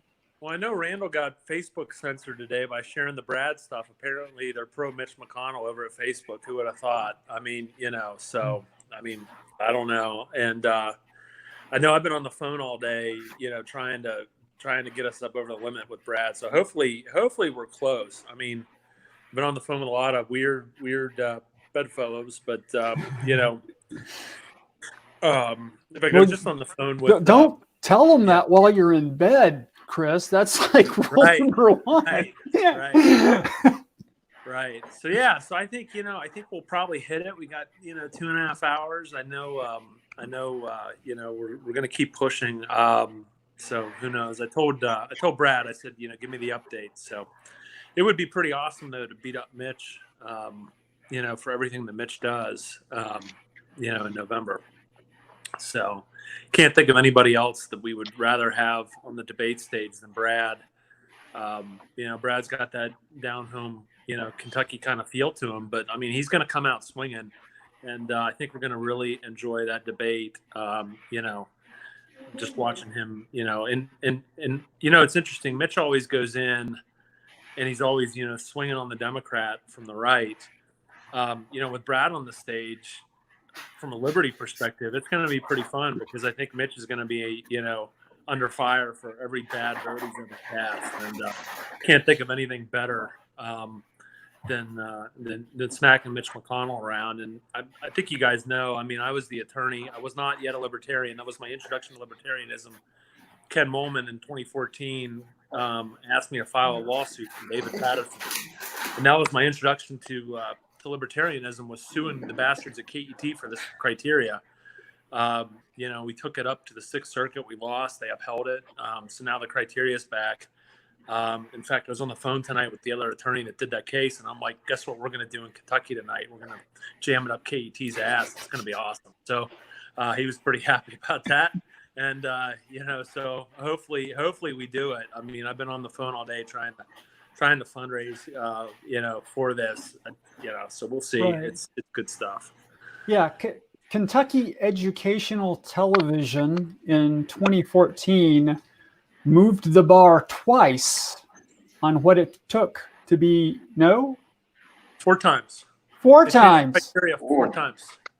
Every time we got close, they changed the criteria again. And they're publicly funded, right? Your taxpayers or tax money's used for them to screw you. It's amazing. I'm just imagining the count from Sesame Street with the KAT. We changed the rule 1, 2, 3, 4 times. That's right. Yeah. Great. But that's interesting. Rob, it's interesting. The way that federal judges screw you when you have a really good case is they ignore your key evidence. And so in KET, when they changed the criteria in May, they're like, we need to get this criteria on today because it will exclude the libertarian, right? I mean, they said that, right? And I'm like, okay, like, how is that not like First Amendment viewpoint discrimination? And, the judge just completely ignored it. I mean, we got screwed. We really did. So there's some justice and karma coming back tonight for sure. But I think people should really think about what it means to have taxpayer-funded educational television that's interested in excluding viewpoints and perspectives. Yeah. I mean, I grew up watching, Nova, iClaudia, stuff like that on KET. Sesame Street. Sesame. I have a thing for books. That's a green screen. Yes, it's a green screen. Those books are over there. Those really are my books. I just didn't want you to see the software development kits behind me. That's all. But it is appalling to me for something to be standing in the name of educational television excluding viewpoints. And really the only viewpoint they're allowing is the viewpoint that promotes funding them. I mean, there's they're all the D's are always talking about, oh, that was a Koch funded study, or oh, that was this, or oh, that was that. And it doesn't even have to be nefarious. I mean, who goes and works for an organization that says, hey, my paycheck comes from a place that I fundamentally disagree with? I mean, whether they mean to or not, you end up with a form of bias implicit in these organizations. And now you have this organization deciding whether or not somebody can be on stage who thinks that people's control of money should rest with the people instead of a handful of people in Washington. So Rob, the best part about the KET case was when we took their core values from their website, right? Right. We talked about diversity of opinions and all this stuff. And I literally got their representative to admit under oath that they actually don't practice any of that. It was awesome. That's awesome. And the judge ignored it. Oh, man. Well, that's like public record, though, isn't it?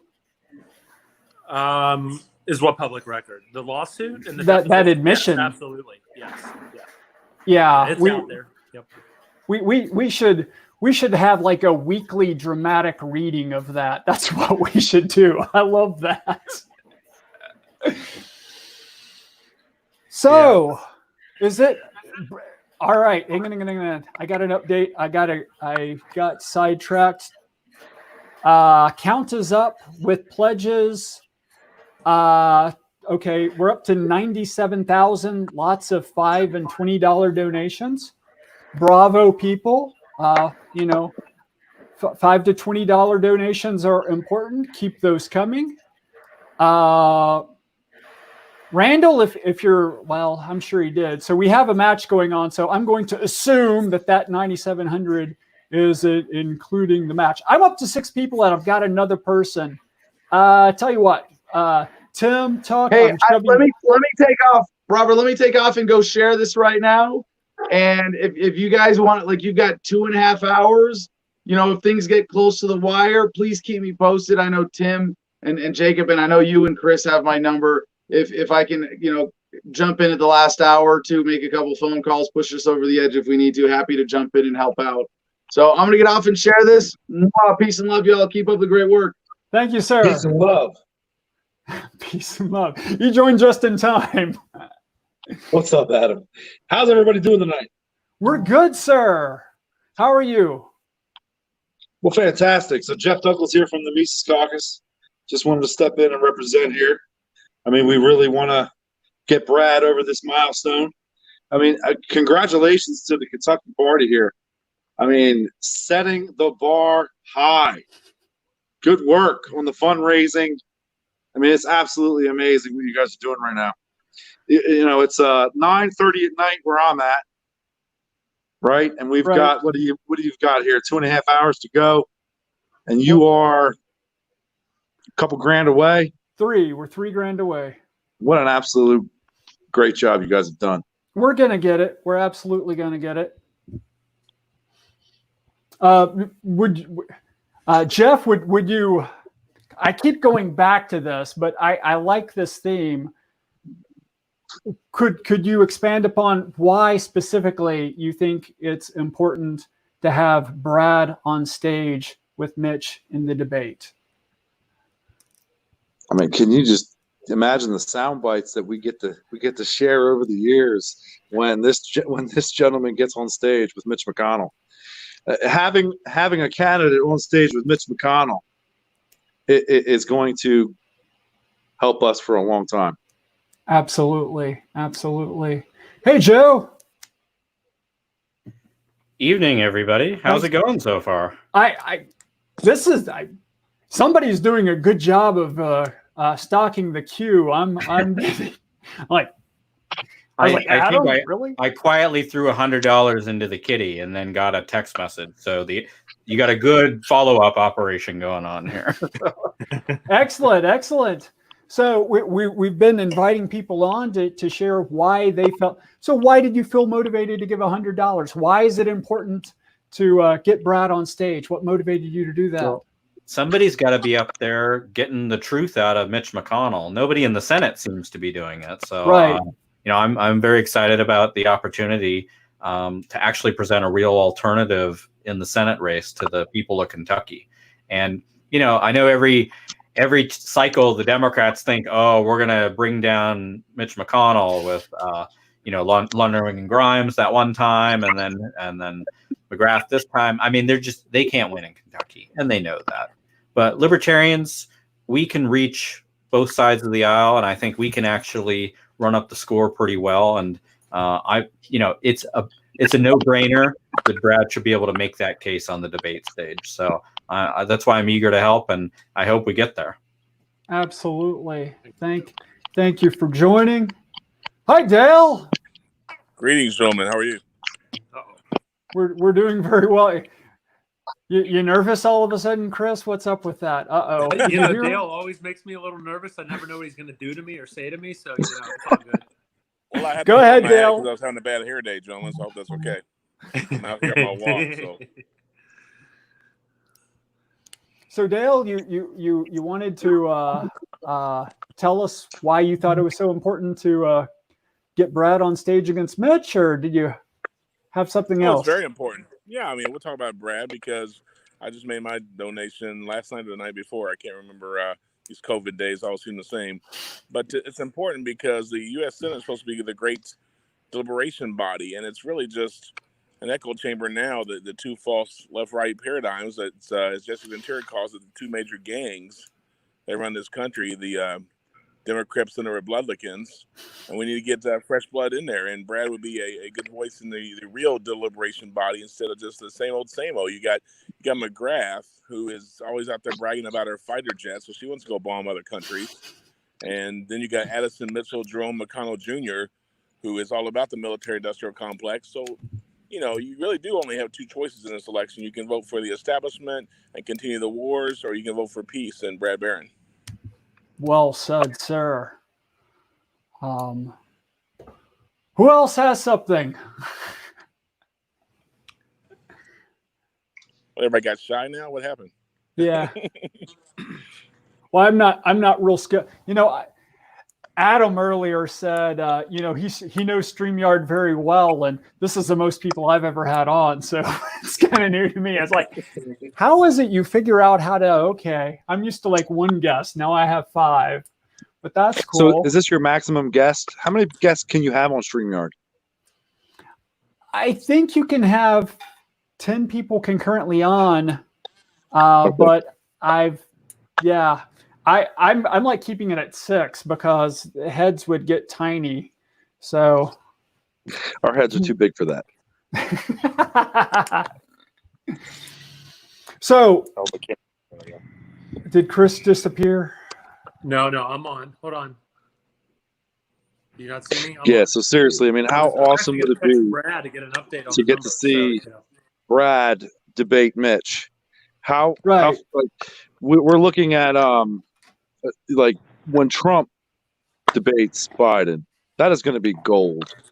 We are going to laugh our asses off, even though we hate all of them. Right. Brad on the stage with Mitch is going to be our Trump on Biden. It's just going to be fantastic TV, and we are going to get to play those sound bites over and over and over again. So if you're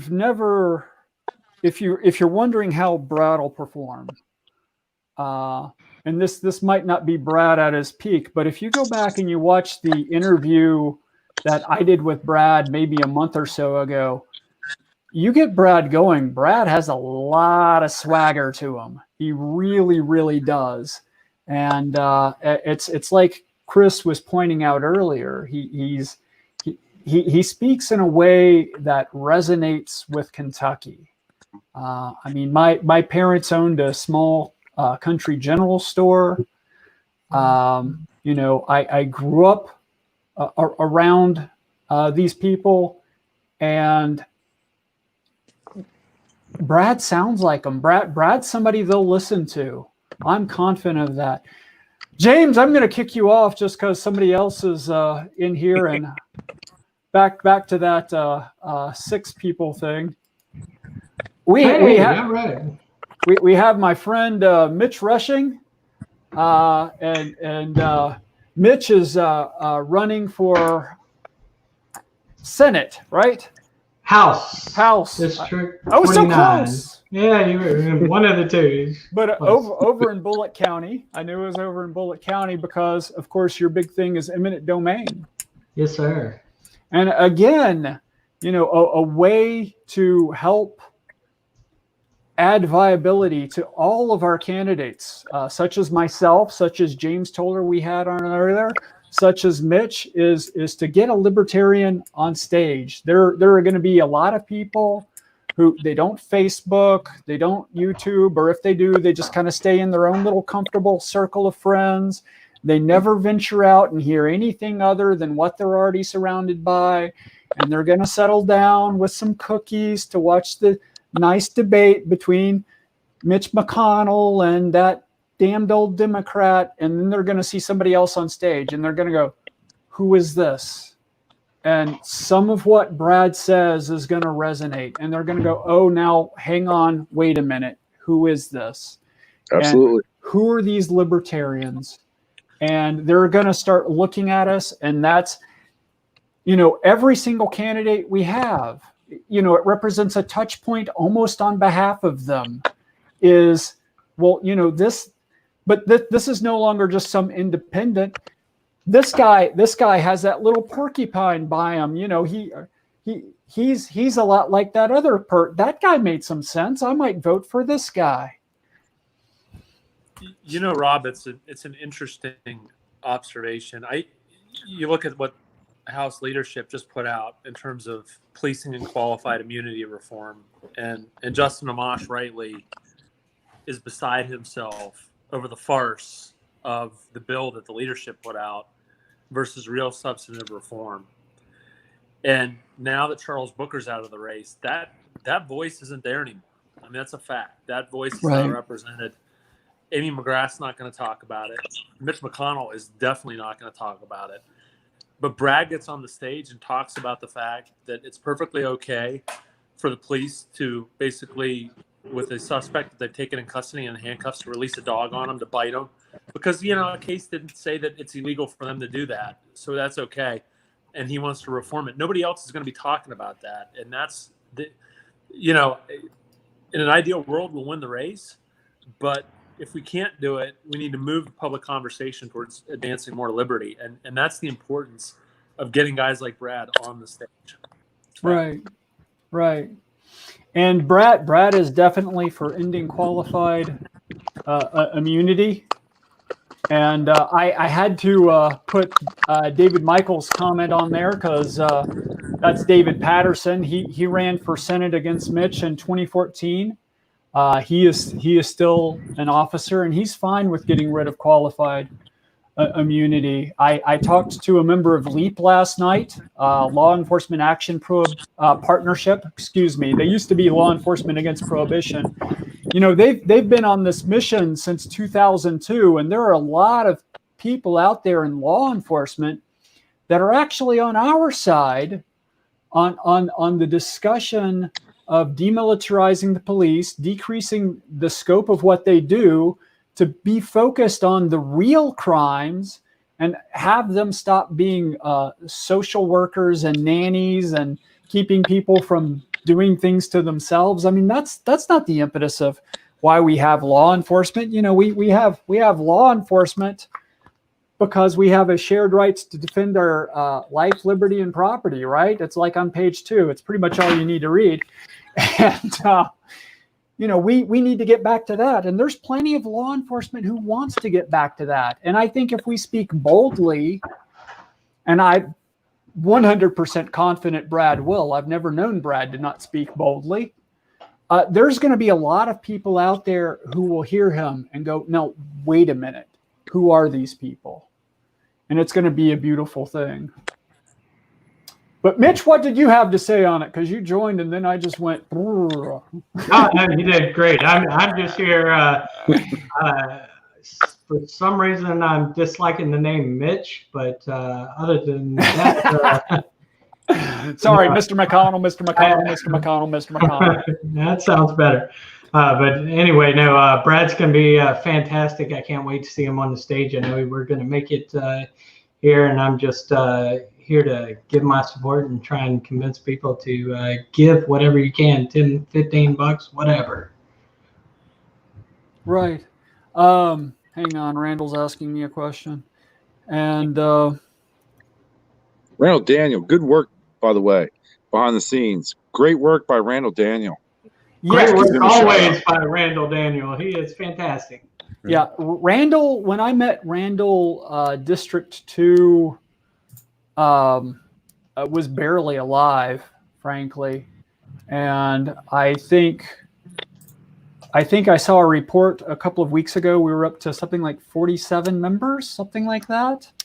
And that's like been in a year and a half. We've grown quite a lot. We're continuing to grow, and a lot of our members are active. I think we have about as many people running in District 2 as we do all the other districts combined. That's awesome. Randall's helping with that. He's helping get people out there. He's helping my campaign. He's helping Brad's campaign. So He's an animal. Randall's an animal, and he Absolutely. would be with us, but he's out there trying to communicate with people. So he's out there being an animal. Hey, Rob. I mean, that's what it takes, right? It takes those activists teaching their communities and drumming up support and growing our local groups. And that's what Brad is, right? Right. And when Brad hits that stage, he is going to blow up on Mitch McConnell, and it's going to be absolutely fantastic. Well, I don't know who this imposter in a suit is, but he's stolen Randall's name. Who's that suit there? Darn. Yeah, a suit really isn't my native attire. It's more, black jeans and a black leather jacket and a mohawk. But, I am running this year myself while helping, Robert Perry on his campaign and Mitch Rushing in his. And, of course, I'm managing Brad Barron's campaign. You know what? There's a candidate. I forgot. There's several candidates I've forgotten. I need to memorize them all. But there's a candidate I've forgotten at every single turn tonight, and that's Randall Daniel. He's actually a candidate too. Yeah, I'm running for Kentucky State House District 26, which is kind of fun considering I just turned 27. There you go. But That's beautiful. How are we doing, Randall? Everybody always wants to know how close we are. Well, let me pan over. So through Anadot, we're right at 80,000, and then we're just shy of 20,000 through donations through the mail and pledges and cash that's been sent in. So it's a lot of different sources to tally up, but Brad's got his wife working there with a calculator going as fast as she can, adding in every $5 and $10 that you guys send in. But it's about 3,000 shy. We're getting a $20 donation every few minutes, 5 donation between each of those, and it's really getting there. I think we're going to make our deadline, and we're going to make it with a good breath of space. Now, how are we with consuming the $2,800 match pledge you mentioned? Well, I can check on that, but you guys are doing great on it. I think since you've started, we've come close to getting it. I'm not counting it into the 3,000 until we reach the 28, because it was pledged that if we reach the 28, we'll receive 28. Oh dear. So I slightly missaid it. So I think we're going to reach it. So I don't think it's much of an issue on that. However you phrased it. Worst case, I'll throw in a few hundred, and I'm sure the rest of the people on the call will throw in a few hundred to close it out. Let's close this out right now. Let's do it. Yeah. How much is left? $3,000. $3,000. I could do For our $3,000 match. right now. Toller said he sent 50. Toller sent in 50. I'll tell you what. I'm gonna go grab my wallet. People. I'm gonna go grab my wallet. I'll be right back, and I'll do 300 while I'm on here. Awesome. Hey. We've got to appeal to the audience, Rob. Am I still on here? Can you still hear me? Yes, we can still hear. If you guys don't donate now, Rob Perry is going to do a cabaret number. Donate now, or Rob does cabaret. I'm just warning you. What I want to donate to hear Rob do cabaret. Or that, whatever it takes. It's if you'll donate for or against, it's kind of like Louis Nunn, the former governor, used to say back in the day. I'll speak for you or against you, whichever you think will do the best. So also, if you're tapped out, because that happens sooner or later, follow in Joe's footsteps. You've got some friends. Be messaging your friends. Point them here, or to Dale's point them away from here. Whatever you think will help. But maybe they want to hear a good libertarian voice out there. Frankly, for the last $3,000, I don't care. Just find somebody who hates McConnell. That'll Right. do. That'll do. Find somebody who's angry. Charles Booker didn't win. Or if you don't know, if you don't have any ideas, just share with your friends and ask for help. Say, guys, help us find $3,000. This Dale Gillespie guy's threatening Perry's going to do some cabaret if we don't.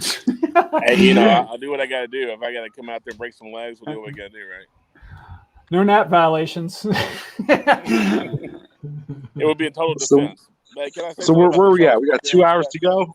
Kentucky's on Eastern Standard Time. Brad is in Central Time, actually.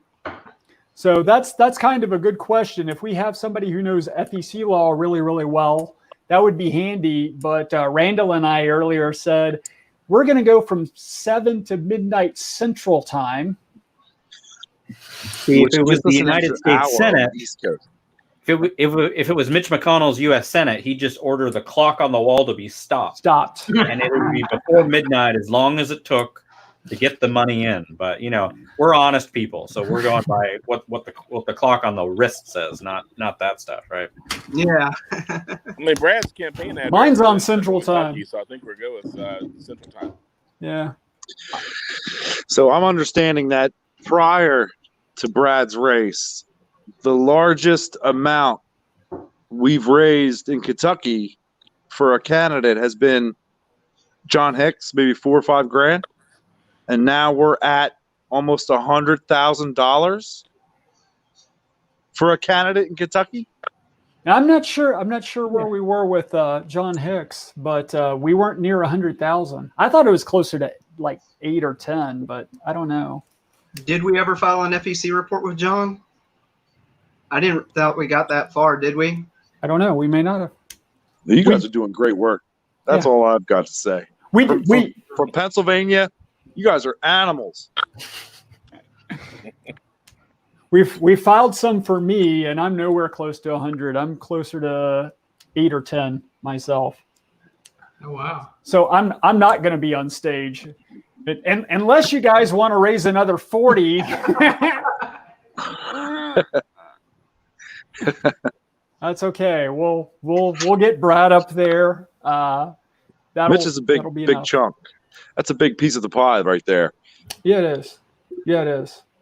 But Rob And- Perry's got a good race too, because Rob's going up against Brett Guthrie, who's one of McConnell's little acolytes, and he's got Who's a that? voting record too. I'm sorry, who was that? That was Dale Gillespie saying I was running Sorry, I'm talking against. about Rob. Yeah, I'm Oh. running against Brett Guthrie, and Brett Guthrie's one of Mitch's little lapdogs. Okay. So, that's okay. Brett's kind of hit and miss. Brett Guthrie, you can flip a coin. He might vote with the Constitution, or he might not. It just depends on where the PAC money is coming from, I guess. So Kentucky's interesting for me. Like for Pennsylvania, learning how Kentucky does their politics is completely different. How you guys have districts and the way you guys do things, but it seems like you love your liberty down there. Oh, absolutely. Yeah, and your bourbon, right? Your bourbon. Liberty and our bourbon. I'm not even through my secondary drink tonight. I'm still on this guy. Gotta finish this Oh my guy. gosh, what was that? A 64 ouncer? Yeah. This is green screen magic, but I got my Perrier, and this is for desperate times. So Oh, Knob Creek is my go-to, but Eagle I've Rare. learned to graduate Eagle a little Rare bit is to some gooder stuff. What do you have there, Joe? This is my favorite part of hanging out with Kentucky libertarians. Yeah. What's that? I get to drink Eagle, the good stuff. Eagle Rare. That's, Eagle And- Rare is good. I'll admit I'm more partial to Woodford, so I got the Woodford over there too. Yeah. Well, yeah. I just did a double oak Woodford this past weekend. Put that down. Oh, nice. That was delicious. I will probably bring down at least 1/5 of Blanton's to the convention. That's my treat stuff, and Well, I know which delegation to hang out with then. I'll probably bring down at least a 5th of Jefferson Reserves too. That's what I like. This is my I'm just drinking something stuff, but it's good. I'm just drinking something stuff. So I like the maple bacon, Knob Creek. Chris is a fan of that. What were we doing here? I think we're raising money for something. Brad, that's for bourbon. it. No. Because if you Tell you what, donate we'll right break up the now, bourbon again when we hit the 100,000. There you right, go. if you donate right now, Randall Daniel will do a keg stand in that suit. Mhm. So So Well, that'll be quite the sight because I'm not wearing shoes. I'm in my own house. I'm not wearing shoes. it is Kentucky, you know. right. Getting us in a suit's one thing. Getting us in shoes, something else entirely. So Randall, you were holding up your phone. Did you did the thing? Yep, I Did you just do the thing? donated $300, which is pretty much a refund on my paycheck, but it's going to a good cause. Brad Barron's not only going to help himself and the rest of Kentucky, but he's going to help everybody throughout the United States by supporting Joe Jorgensen, by supporting all of our down ballots, by spreading the message of liberty and freedom. It's a winner, it's a win-win scenario. Brad Barron being in the middle of that ballot, he'll help local races like my own, like Mitch Rushing's, and he's going to help secure ballot access by having that recognizable campaign of liberty throughout Kentucky. Absolutely. Now, was it you that Brad initially contacted? Who did? Because he was planning on this for a while. This wasn't a last minute thing at all. Well, his first contact was apparently some Democrat recruiter. Really? Yeah, they're like, "Hey, Brad, would you like to run? We'd love to see you on the ballot." And he's like, "Yeah, I'd love to run as a libertarian." And then he called. That's awesome. Thanks for talking him into it, Dees. Yeah. So I just got word that we got another guest on the way from Jacob Clark. So if I'm the sixth man, I can bow out and let you guys get this Oh, next one here. Yeah, I see who it is. We'll let him. Oh, you see who it is? I don't see who it is. Oh. Oh, yeah. Oh. Yeah. I'm kicking one of you off. Who wants to go? You. Let's keep Randall on in case there's more questions. Randall gets the updates, and it saves me from having to copy paste. Yeah. So, Reagan says hi, Rob, by the way. hi, Reagan. Ask her if Yeah, she it's fine. donated. You can put your face on the. Get in here, Reagan. She doesn't want to. She's shy. Aw, that's okay. If you're coming to Orlando, you'll get to meet Reagan. She's the one who keeps me motivated and keeps me working to kick butt in Kentucky. Without her, I would probably be not even half the person I am. So. Hey, Rob. Yeah, man. I'll make sure you can hear me as the train's going by in the background. I want to say one thing about the Charles Booker aspect, if I could. Yeah, please go. Well, I was a little disappointed, and not that I'm a big Booker fan and some of the progressive followers he has, that's neither here nor there, but I was a little disappointed to see McGrath win today. But the good news about that is you can bring him around, you can bring his supporters, maybe not him personally, but you can bring a lot of his supporters around to Brad's campaign when it comes to things like criminal justice reform, when it comes to taxation, cannabis. Those are all issues that appeal to Charles Booker's voters. And I think that if you didn't have Brad in the race, it would probably be right for one of these liberals or progressives to run as a write-in, because every now and then they do that in Kentucky. We're crazy like that. But with Brad in the race, they have somewhere to go now. Guys, I just dropped $500. on Brad Barron. So from everybody at the Mises Caucus, we are here to support candidates to destroy the duopoly. There's $500. Let's get this goddamn guy. God bless. Thank you, Mises Caucus. Thank you. So what does that bring us up to? How close are we now? All righty. So since we did that last update at 9:30, we're a little over $1,000 closer. Nice. So we got about 2K left to go. A little under 2K. Little under 2K. So if we got somebody who wants to come in, save the day, and give us a beautiful max, we'll open up the bourbon. We got this guy backstage. He's lurking around. Warning, Chris, if you hang out backstage, I'm liable to put you on the screen. Hey, you know, it happens. It happens. It's been one of those days. It's been one of those days. Causing trouble again.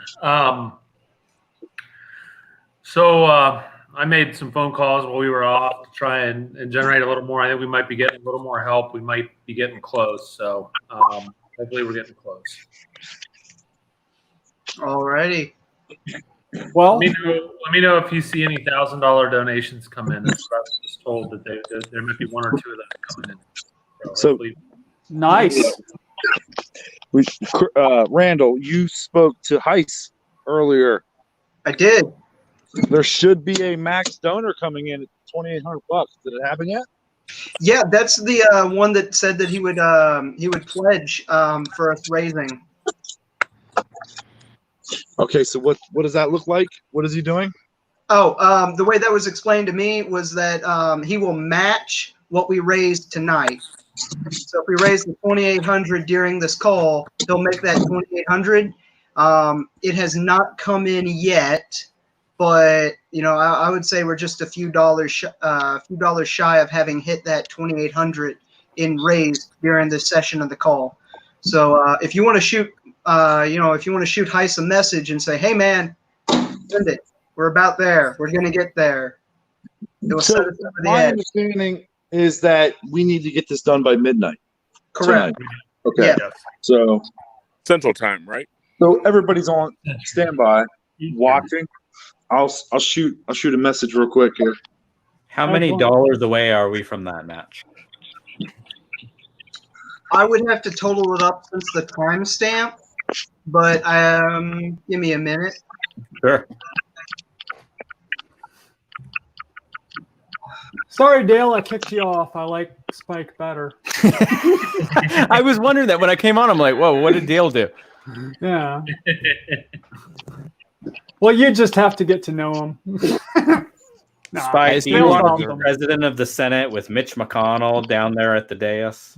No, I want to be the president of a Senate with Brad Barron as our first, and not just first, but one of many, the first of many libertarian senators in this next Senate coming in. Hey, Ethan, how are you doing?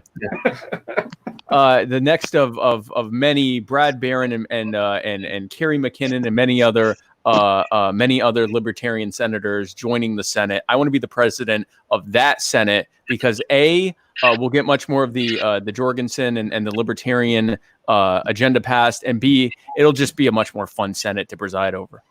Right. But I think it might What's be up, Spike? Hey, Jeff, how are you doing? It's good to meet you. Good to see you. Nice to see you. I think it might be a Senate that's interested in doing actually what's right instead of just drawing lines in the sand and hating the other side. Yeah. Exactly. Well, we want to draw a line in the sand. And on the one side of that line is Joe and me and Brad and all the people that will be in D.C. who are working to remove the boot from the neck of the people as they work to solve the problems that have been imposed upon them by the failed policies of the Republicans and Democrats. And on the other side of that line are those Republicrats working to keep that boot on the neck of the people and allowing for continued needless, unnecessary harm to continue for no other reason than to preserve their own power and wealth and influence. So we're going to be doing some sand line drawing going on there, but it's going to be our line, which is going to make it much better. We're going to make sand lines great again. Well, that's this might actually be a little too on the nose for the moment in time, but we've been talking about the boot on the neck for years, and I think people are starting to see that no, it is literal sometimes, and that is Yes. really how that happened. Exactly. Yeah. And something they don't talk a lot about, but to me, my read of the situation is that guy was maintaining dominance, but the dominance he was maintaining wasn't over the guy who was passed out. You don't have to maintain dominance over somebody who's passed out. He's just laying there passed out. Yep. The person he was maintaining dominance over were the people yelling for him to get off the guy's neck. Yep.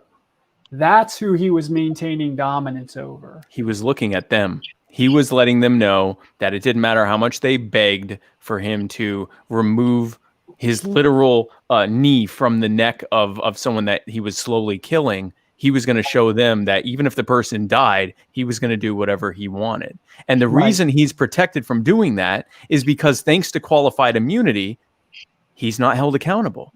And we know there were 17 other, Derek Chauvin, the man who murdered George Floyd that we're talking about, he had 17 other complaints against him prior to this, including complaints from other fellow officers and including wrongful death complaints. He potentially murdered other people.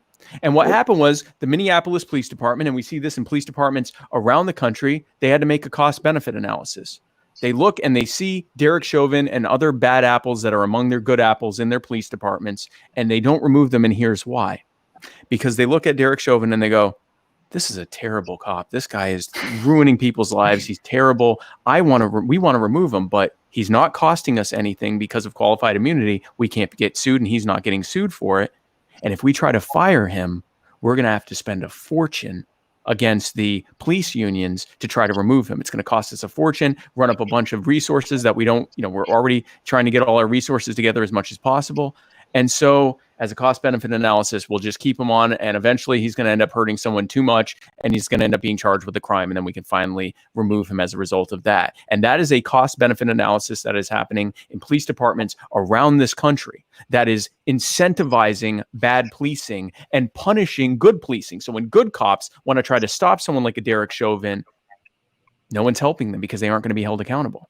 They're not going to be held accountable. So instead what happens is now the pressure is on them for trying to stop their fellow cop and not hold the thin blue line, and they get pressure from their police unions not to do that. So now good policing is actually punished. Ending qualified immunity doesn't just stop that harm from police and other government officials, including politicians. It also puts the pressure on police departments and on other agencies and on their unions to immediately remove them at the first sign that they're going to abuse people, because they don't want the backlash. They don't want the lawsuits. That holding them accountable puts a powerful amount of pressure on them to disincentivize and punish bad policing and therefore reward good policing. So that's what this is about. It's about helping the people that are being harmed by the police, law enforcement, including the most marginalized among us, and also about healing the rift between the police and the public that they serve. And I've been ranting for a long time, so I'm going to stop. No, that was gorgeous. I love that. No, that was wonderful, Spike. And, that's what we need on the debate stage from Brad that we're not going to get unless we put Brad Barron, Libertarian, on the Kentucky debate stage across from Mitch McConnell. 100%. Exactly. Right. We need Brad on that stage. Brad is every bit as verbally flowery as I am, and getting him on that stage. Brad and I have some amazing conversations. We joke every time we get on the phone. We go, I'm just going to talk for a couple minutes. And we end up talking for like an hour. So the two, if you think I talk a lot, Brad and I can definitely. You don't have to worry about Brad's ability to filibuster, folks, because he can absolutely do it. Anyone who knows him knows he will be the filibuster king when the time comes. And what an opportunity to get rid of Cocaine Mitch and actually remove one of the most powerful men, arguably the most powerful man, but definitely one of the most powerful people in D.C., who is emblematic of everything that is wrong with Republican policies. Someone who has helped to push forward one bad big government policy after the next, regardless of whether it's Democrats or Republicans in charge. Here is Mitch McConnell helping to push along that ever-growing slog towards greater and greater tyranny against the people, which leads to more Eric Garners and more Breonna Taylors and more Tamir Rices and more Lavoy Finnecums and more Duncan Lemps and more George Floyds and everyone else in between. It leads to more harm because the more power you are putting in the hands of government, the more laws you are giving law enforcement to have to enforce, and the less accountability you are giving to them and the politicians and the officials in the way that they carry out those duties. We need Brad Barron. We need Brad Barron to remove Mitch McConnell. We need to get him on that debate stage so that the American people can see the stark contrast between the failed policies of the Republicans and Democrats who have had exclusive control of every lever of power in federal government for over 160 years and have wrought the very damage and the very harm that we see every single day of our lives, and contrast that with the common sense solutions that libertarians provide that will solve those problems and make it so that they never come back. And for anyone who's joined who doesn't know where we are, we got about 2K left to raise, and we got about Randall. What you got, Randall? All right, so you guys had me mute a minute ago, or I muted myself, but I was on the phone with Brad, and you know, in the classic Kentucky fashion, he just got done watering his cattle, and he's getting cleaned up, and he'll be coming on in a minute. And I think he's got some good news to share. We're still waiting on some pledges to come in. So, you know, people who have promised, we've been counting on them because we trust. All right, I'm going to mute, and I'll get them on here in a minute. All right, I've got people texting me. I'm giving in a second. I just gave, so. That's beautiful. Thank you, Joe. That is awesome. Thank you so much, Joe. And I've shared it twice on my social media, and Team Joe has done it as well on Joe Jorgensen's social media. Let me see if we got any new pledges on this newest post of mine. It is kind of late, so we may not see, but we are so close. We've certainly gotten a lot of reactions to it already, and I shared it, just before I joined here. So about 15, 20 minutes ago, I shared it. We're already getting a lot of reactions to it. I feel good about this. I think that we're going to get Brad on that stage, and that sets the stage. That literally sets the stage for the year of the libertarians, the year of libertarians. When we get libertarians on that stage, when we get Brad on that stage, and we get Joe on that stage, and all of the nonsense that the American people keep hearing, that you have to choose Republican and Democrat, even if you think they both suck, even if you think they're terrible options, you have to choose them because these third parties are a joke and no one's even paying attention to them. You remove all of that nonsense when they're all standing on that exact stage, and all of the people see firsthand that there's nothing magical about Mitch McConnell and Amy McGrath. There's nothing special about them. They're simply two people with terrible ideas. And in between them is Brad Barron, a man with great ideas, a successful businessman, a regenerative farmer, a loving husband, and a devoted father who has created a financial legacy using free market economics and wants to expand and make America free again from the Senate floor. It's going to be an easy choice for the voters of Kentucky and everyone else that's tuned in, because again, this isn't just affecting Kentucky. This is a U.S. Senate race that is probably I would say probably the highest stakes Senate race in the country. Absolutely. What an amazing opportunity for libertarians to make that opening pitch that we are the ones with the solutions to solve the problems that the Republicans have imposed upon us. And I've been telling people that this is our year, not because it's being handed to us or anything like that. This is our year because this has to be our year. Yeah. Our country's in trouble, but between COVID and between the escalating violence around law enforcement, we absolutely have to step up. It's not, gee, I want this to be our year. Gee, I hope this is our year. This is get off your butt and make this our year, because we have to. So, Randall, where are we at, man? I wouldn't want to give that announcement honor to Brad Barron when he gets on here in a couple minutes. All right. We're waiting on Brad. Yeah. Now, don't assume what we're announcing, but we're waiting on Brad. I am very excited. We're just hanging out, waiting on Brad. We're just hanging out. Following up on what somebody just said, criminal justice reform, we're really the only way that we can get it done. It took until there was a libertarian member of the U.S. House before we could get a qualified immunity bill with enough co-sponsors. So now it's America's first tripartisan bill. criminal justice reform, getting rid of qualified immunity. But it took libertarians to pull everybody together, because the Democrats didn't want to do it on their own. The Republicans didn't want to do it on their own. They certainly didn't want to do it together. So it needed us. And what Representative Amash is able to do in the House, we need in the Senate. And, Brad Barron can help make that happen. And step one is making sure that he's on the debate stage.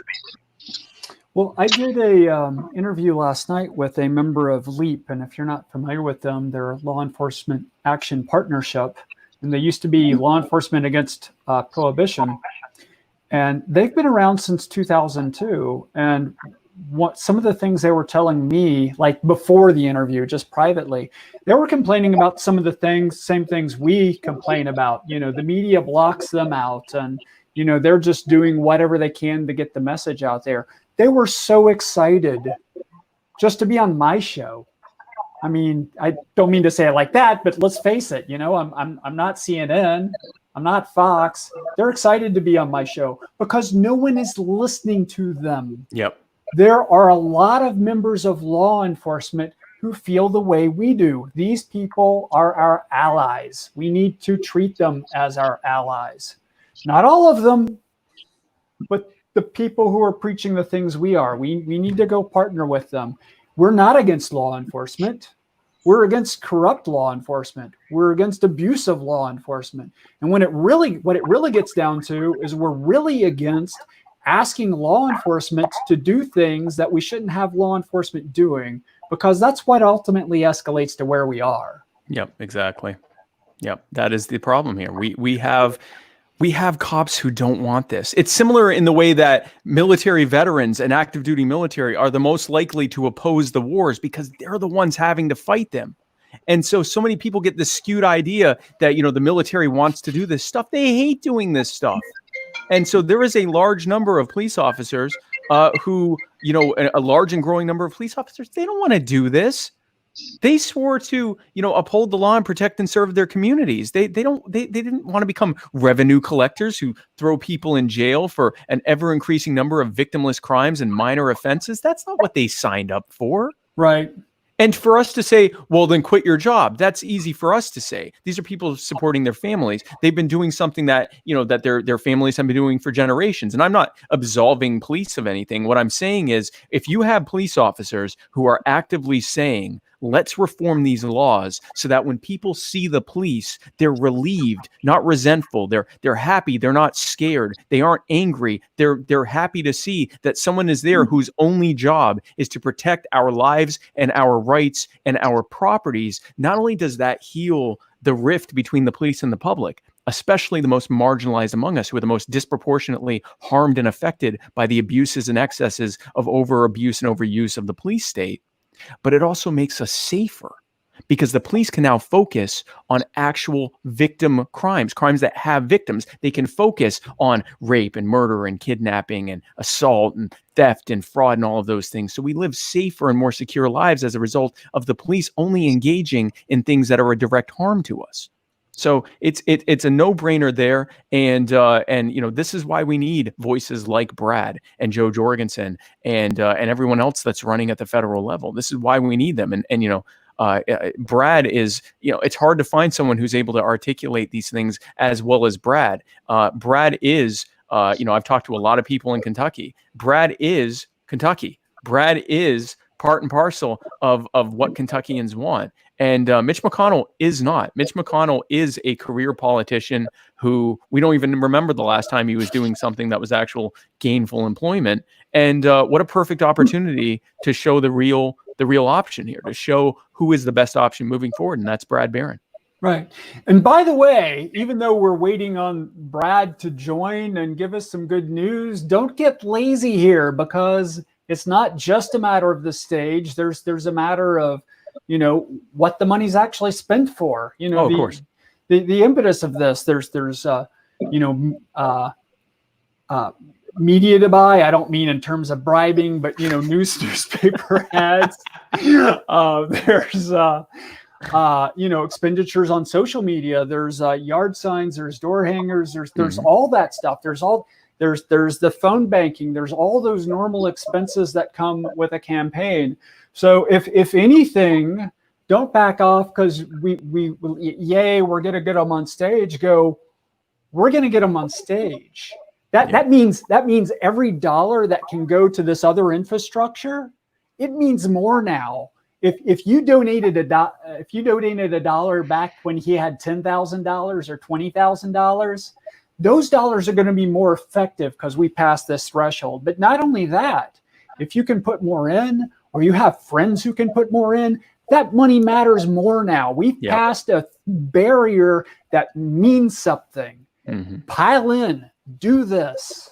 I mean, really, you guys need to raise a lot more money than $100,000, right? You're just getting on the debate stage with $100,000, but now's a good time. 200, 300, 400, 500. Politics takes money, right? So throw it in. That night, I heard as you can. I heard Randall say pledges along the lines, and there's a little trust involved. And I'm a paranoid person. Let's pad a little. Keep going. That's Don't back off. The pledges are an issue because if they're not here by in about an hour and a half, we have a problem. So hopefully those are coming in, and this is the year of the Libertarian. We have seen more growth in our state party in the last 3 to 6 months. Some of it is, look, these lockdown orders in Kentucky are a big deal. We've been battling them. But you know what's funny? I don't think people appreciate this. When Governor Beshear shut down church, Randall Daniel right there in the top right corner, he jumped in the lawsuit. He was one of our plaintiffs. And the fact of the matter is, everybody's like, well, Chris is out suing the governor. I am, but every time I need a plaintiff, I just look at my own party and I'm like, who wants to go sue the governor? And there's 50 hands. Let's go sue the governor. We've been at it. We've been at it with this guy. And the fact of the matter is, are the Republicans really out there championing liberty right now? No, they're not fighting back. It's us. And people see it in this state. People see, we're the ones that are demanding justice for Breonna Taylor, and we've got a plan on how to, how we think those guys should be prosecuted. You don't see this stuff coming really. Right now, our state party is really the leader for liberty in the state, and Brad is in a unique opportunity. I would say this too: getting Brad on the stage could be and needs to be, part of getting a lot of candidates on the stage. The travesty that is Commission for Presidential Debates is, I'm sorry, it is garbage. What they do and how they censor us. And, for our president in Kentucky, this is the case. Our ballot access race is the POTUS race. We're hopeful that Brad getting on the stage is going to help carry over to Joe and Spike. But, if Brad's on the stage, why can't Joe and Spike be on the stage with the CPD and their corrupt nonsense criteria? Exactly. Maybe Brad can ask that question. Wouldn't that be fabulous? Yeah. Right. Yeah. Brad's going to have so many amazing opportunities to ask questions. It's going to be, I knowing Brad and knowing how quick-witted he is and knowing how much he understands the issue, having him on that stage. I've seen Mitt in action. Mitt has no idea what's coming. And, or Mitch. Well, Mitt doesn't either. But he Mitch, doesn't deserve all those characters in his name. Yeah, he does. Yeah, we're not even going to call him Mitch anymore. We're going to take that CH from him and call him Mitt, which is what he deserves. No, but we're, that was the wrong Mitch has that is not supportive of any serious reforms. Wrong one, but yeah, I was going to say it's really, are we talking about Mitt or Mitch? Sure. Yes. But no, Mitch has no idea what's coming to him. And Amy absolutely has no idea what's coming to her. They're used to the typical Republican Democrat rope-a-dope that they do, where the Republican goes, oh, well, you say this, but you're a hypocrite because you do this. And the Democrat says, oh, well, you say this, but you're a hypocrite because you do this. And Brad can say, I agree. You're both terrible. It's an amazing opportunity for Brad and for the Libertarian Party. And yes, this works its way to Joe and I as well. Because if people increasingly see that there is a viable third choice, which makes so much more sense than the other two, it's a no-brainer. Let's remember something, folks. Ross Perot was able to get on the debate stage. by Yep. just spending a bunch of money. This was before the age of the internet and social media. He just spent a fortune in ads to get there and made sure to do lots of outrageous stuff to get earned media. And he was seen as a joke. Then he got on that debate stage. And after the debates, even after his VP pick didn't do the best job in his debate, even after that, his performance on the debates led to a situation where in some polls he started leading and he actually dropped out of the race because he didn't want to win it. He just went in it to mess with George Bush because he hated him. And but he could have won the race if he actually wanted to win. And the reason he did that was because he got on that debate stage and the American people had been told this little funny little billionaire was just a joke. They realized that he made 1,000 times more sense than Clinton or Bush. And that's what's going to happen when Joe gets on the debate stage. That's what's going to happen when Brad gets on the debate stage. Very quickly, the third option can go from, oh, I'm not going to throw my vote away, to, oh my gosh, that's the only one who's making any sense. And Right. when you build that momentum, a bunch of the nose holders who vote Republican and Democrat, even though they acknowledge they both suck because they don't think they don't want to, throw their vote away for third party. If they see that the third party, that the libertarians have a legitimate chance, they're going to jump ship to the libertarians very quickly because they never liked their options. They were only voting Republican because they felt like they were marginally better than the Democrats, or they were voting Democrat because they thought they were marginally better than the Republicans. When they realize that there's an actual, real good option that isn't terrible and that they have a good shot at winning, that changes everything. And it happens very quickly. And that's what Brad's going to do. And, that's what Joe and I are going to do as well. But this is about Brad. That's what Brad's about to do. Brad's about to kill this for the Libertarian Party. A lot of people don't know this, but this past week, Mitch McConnell's primary opponent, his challenger, his main primary challenger, came out and endorsed Brad. I don't know if people know that. That happened.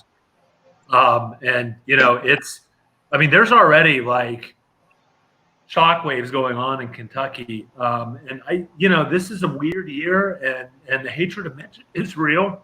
Yeah. Mitch McConnell, and if there's Liberty Republicans watching, they know this. Mitch McConnell has gone into the state Republican Party and purged the Liberty people out of it. He's been doing it systematically. He's been doing it for years.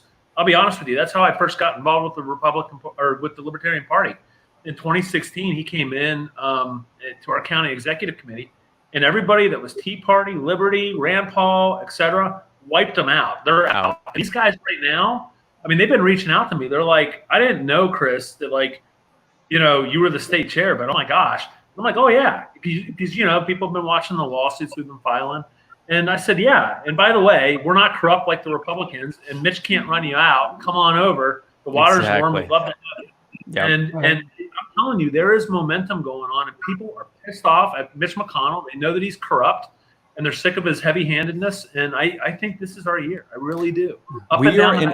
We're in a year where in the span of 60 days, both people on the right and people on the left were viscerally on the streets protesting various abuses and impositions that were put on them by bad big government policies that were put in place by both Republicans and Democrats. We are in the middle of a lockdown, which is looking to start ramping up again because of a pandemic that was imposed upon us because the CDC, which has been implemented and carried over by both Republicans and Democrats, was banning doctors from testing and treating COVID patients for the first 6 to 8 weeks that the pandemic was here. A highly virulent pathogen that they knew was doubling, if left to its own devices, was doubling every 2 to 3 days. They left it be and told doctors they could not treat and test COVID patients much less contain them for the first nearly 2 months that it was here. That is why the U.S. is now in a situation where foreign countries are considering not even allowing us to enter their country. That is why we have 120,000 dead and growing. That is why we have all the problems that we have and all of these economic problems that are happening as a result of the lockdowns that happened to try in vain to stop it from spreading.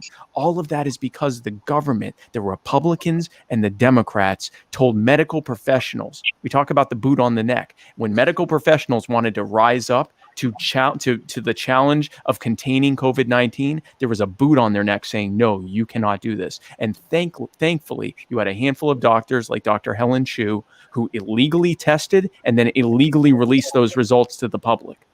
It was that powerful act of civil disobedience that led to force the CDC's hand to allow testing, or God knows how much worse it would be right now if it wasn't for those intrepid souls who put their Hippocratic oath above that ridiculous regulation that was put in place by Republicrats who knows what their purpose was behind that. But it was the rule, didn't matter what it was for, and that's what it said on the magic sheet of paper, on that particular magic sheet of paper from the CDC. Brad Barron and the libertarians that are running for offices from the White House all the way down to city council and everything in between are running to remove these absurd, ridiculous, centrally planned, arbitrarily defined, and crony-friendly laws that lead to so many harmful and inequitable and abusive outcomes to everyday Americans like everyone that's watching right now. Brad Barron is your champion to take common sense libertarian solutions and use them as a battering ram to knock down the bad, failed policies of the big government Republicans and Democrats. God, Spike, I can't wait to see you against Mike Pence. I guess that's for later on in the year. Yeah, that's for later on. Let's focus on Brad now, but we're next. I did promise some shout outs. Thank you to Lee. Thank you to Brian. Thank you to Colin. Thank you to Sarah. People have donated in the last couple minutes. So hopefully we'll get an update soon. I think we're getting close. Thank you all. Yeah, I just got a message here. Josh Smith sent a message. He's raised $200 over the last couple of minutes after I sent him the link. Excellent. He apologizes. He can't join us here tonight. I'm sorry, go ahead. Just saying he apologizes. He can't join us here tonight, but he's out there. We're trying to round up some money for him. Thank you. That's actually... we've already reached the 6-person maximum anyway, so we're happy that he's out there. I'm happy to drop off. No, Chris, you need to stay. But let me drop off. I can work the phone a little bit. Good luck, you guys. Thanks for being Joe. Thank you for everything you're doing. Say hi to Ethan for me again. So yeah, no, it's fantastic. This is exciting stuff, guys. And for somebody who's just joined, don't drop off and watch this now, but later when you have time. To Spike's point, talking about the people who are going to move over, do watch when Wesley Morgan joined this broadcast earlier and talked about how people needed to donate. Think about that. That was Mitch's primary opponent. Mitch's primary opponent in the Republicans joined this and gave a huge shout out to Brad. I mean, it was moving. It's really worth watching. Just don't go watch it right now because this is cooler. all your Republicans belong to us. That's where we're taking them. We're taking That's them. Right. Yeah. I think we need to go after the Booker folks. I think they're disenfranchised too. And the fact of the matter is, Amy McGrath is a different branch of the Democratic Party than the people that really want real police reform, and the people that want qualified immunity reform, and the people that actually want social justice, the people that want accountability. She is part of the military-industrial complex. She's not going to change anything, just like Mitch McConnell. It's just a different wing of the same bird.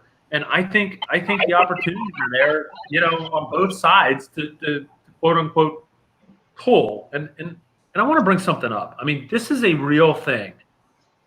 Now, I'm not necessarily proud of this, but because it ended up being a really bad thing. But only in the sense that we put a tyrant in the governor's mansion here in Kentucky. But the fact of the matter is we had a real jerk in the governor's mansion in Kentucky.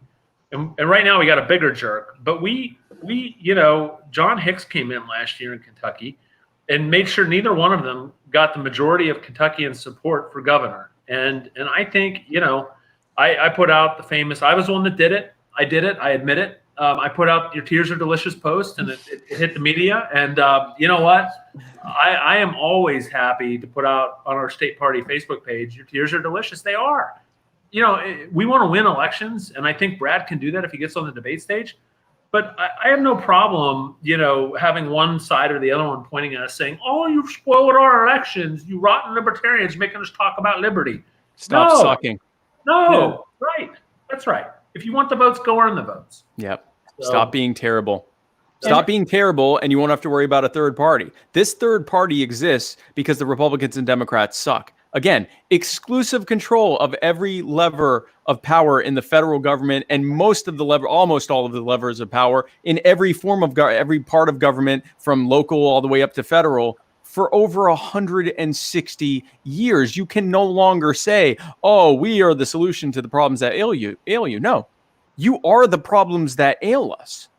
And you're not giving us anything new. You're just doubling down on the same failed, centrally planned ideas and arbitrarily defined ideas that you and the craven, pandering politicians who came before you, your forebearers that came before you, to start to create this system of patronage where a bunch of cronies line up to the federal trough every year and every day, really, for more and more money. We saw this with the lockdowns. Record unemployment, tens of millions of Americans out of jobs, something like 100 million Americans, 1 or 2 paychecks away from total devastation, abject poverty, possible homelessness. What did the federal government do? They spent $6 trillion. How did they spend it? They gave each of us $1,200 and said, make this last until further notice. And they gave the rest to the people, to the banks, to Wall Street, to the airlines, to the hotel chains, to the biggest and most powerful industries, people that would have still been billionaires when this was all said and done. They gave universal basic billionaire income to people who did not need it. And some of those sectors actually saw their bottom line improve from what they originally projected, because they actually got more money than they lost as a result of these lockdowns. And let's go even further into these lockdowns. They're telling us, don't go visit your family, don't go to church, don't go to the beach, don't go to the park, don't go to the lake. Those things are dangerous. Don't go to small businesses. Don't go into a furniture store with 5 or 6 other people. That's dangerous. Go to Walmart. Go to Costco, hundreds of you at a time. Pack yourselves into buildings for your own safety. And if at any point you don't listen to us, we reserve the right to put you in a cage where you are almost certain to get COVID-19. The threat there is very clear and present. What they are saying is, listen to us or we will infect you. Do what we say or we will make sure you get the virus that we stopped medical professionals from being able to contain back when that was possible. That is what you get. That is a vote thrown away. Voting for the people who did that is a vote thrown away and wasted. A vote for libertarians is a vote for putting that in history where it belongs and moving forward on a future where America is freer and safer and healthier, because the boot has been removed from the neck of the people as they work to solve the problems that we face using the spontaneous nature of human action in a market and a people set free. Hey, we got another guest. Oh, great. Hey, it's the man of the hour. Hey, Brad. You guys are the man of the hour, not I. I really could have came on here a while back, but I've enjoyed this conversation so much. I was acting like I was having technical difficulties. Now I'm out on the porch, actually. If you see the darkness behind me, we can't get reception in the house worth of crap. Joshua Smith was texting me saying, where are you at? And Weast was as well. And I'm like, I don't want to be a party pooper, but I'm still stuck on Adam Kokesh's donation 2 hours ago. You know, I couldn't see any more donations come through. And Randall's like, you probably have had 50 since then. When I come so, yeah. Adam Kokesh's donation from a while back is on the 3rd to the 1st page. Nice. Nice. Like, yeah, and it's still showing up as my last donation. Mm-hmm. Yeah, I'll check to see how far back he is now, but let's see. Not on the 1st. Not on the 2nd. So while we're counting how many pages Adam Kokesh's donation is back, Brad, talk to us about 4 pages back. So we've made it clear why Cocaine Mitch is a a wounded man running. But talk to us about Amy McGrath. So here's someone who barely won her competition against someone who was an unknown, even though she has a $40 million war chest. Tell us about how vulnerable she is right now. Yeah, well, and that's I've been trying to explain this to some people today, because as you guys know, we always run into the two, oh, you're just giving a vote to a Dem, you're just giving a D or to an R. And I say, look at how Charles Booker. Someone said to me yesterday, and I can't remember, Chris, if I told you this or not, but I meant to, that we like what we see from you, but you're an unknown. I said, Charles Booker was an unknown for the most part 3 weeks ago, and he almost won this election. And I think had it hit a week prior, the protests and whatnot in Louisville, he probably could have won the thing. Chris, do you know what the final vote tally, what the percentage they're saying is? I saw 1.8 earlier. Yeah, I think that's right. I know it was only, I mean, it was like 230,000 votes to 240,000 votes. It was 10,000 difference. And, you know, I think between the early mail-in voting and the fact that, I mean, Booker surged just a little bit too late, I think it would have been a different outcome. Yeah, so it was not quite, it was 1.8, it was 1.8%. Here's how I know it was close. I had to go to like 4 different websites just now to find out how close it was. The media doesn't want people to know what a you know, a wounded horse she is right now. Horse, by the way, I just said horse, HORSE. I just want to you want to make sure of that. Yeah, I want to make sure of that. But yeah, I mean, go ahead. To finish about the point of how vulnerable she is. You could see it, Spike. You and I were talking back when you first really started helping, when I said, hey, I'm probably going to need some help down the stretch here. And we were talking about Booker. And that's the appetite that's out there. People want a movement.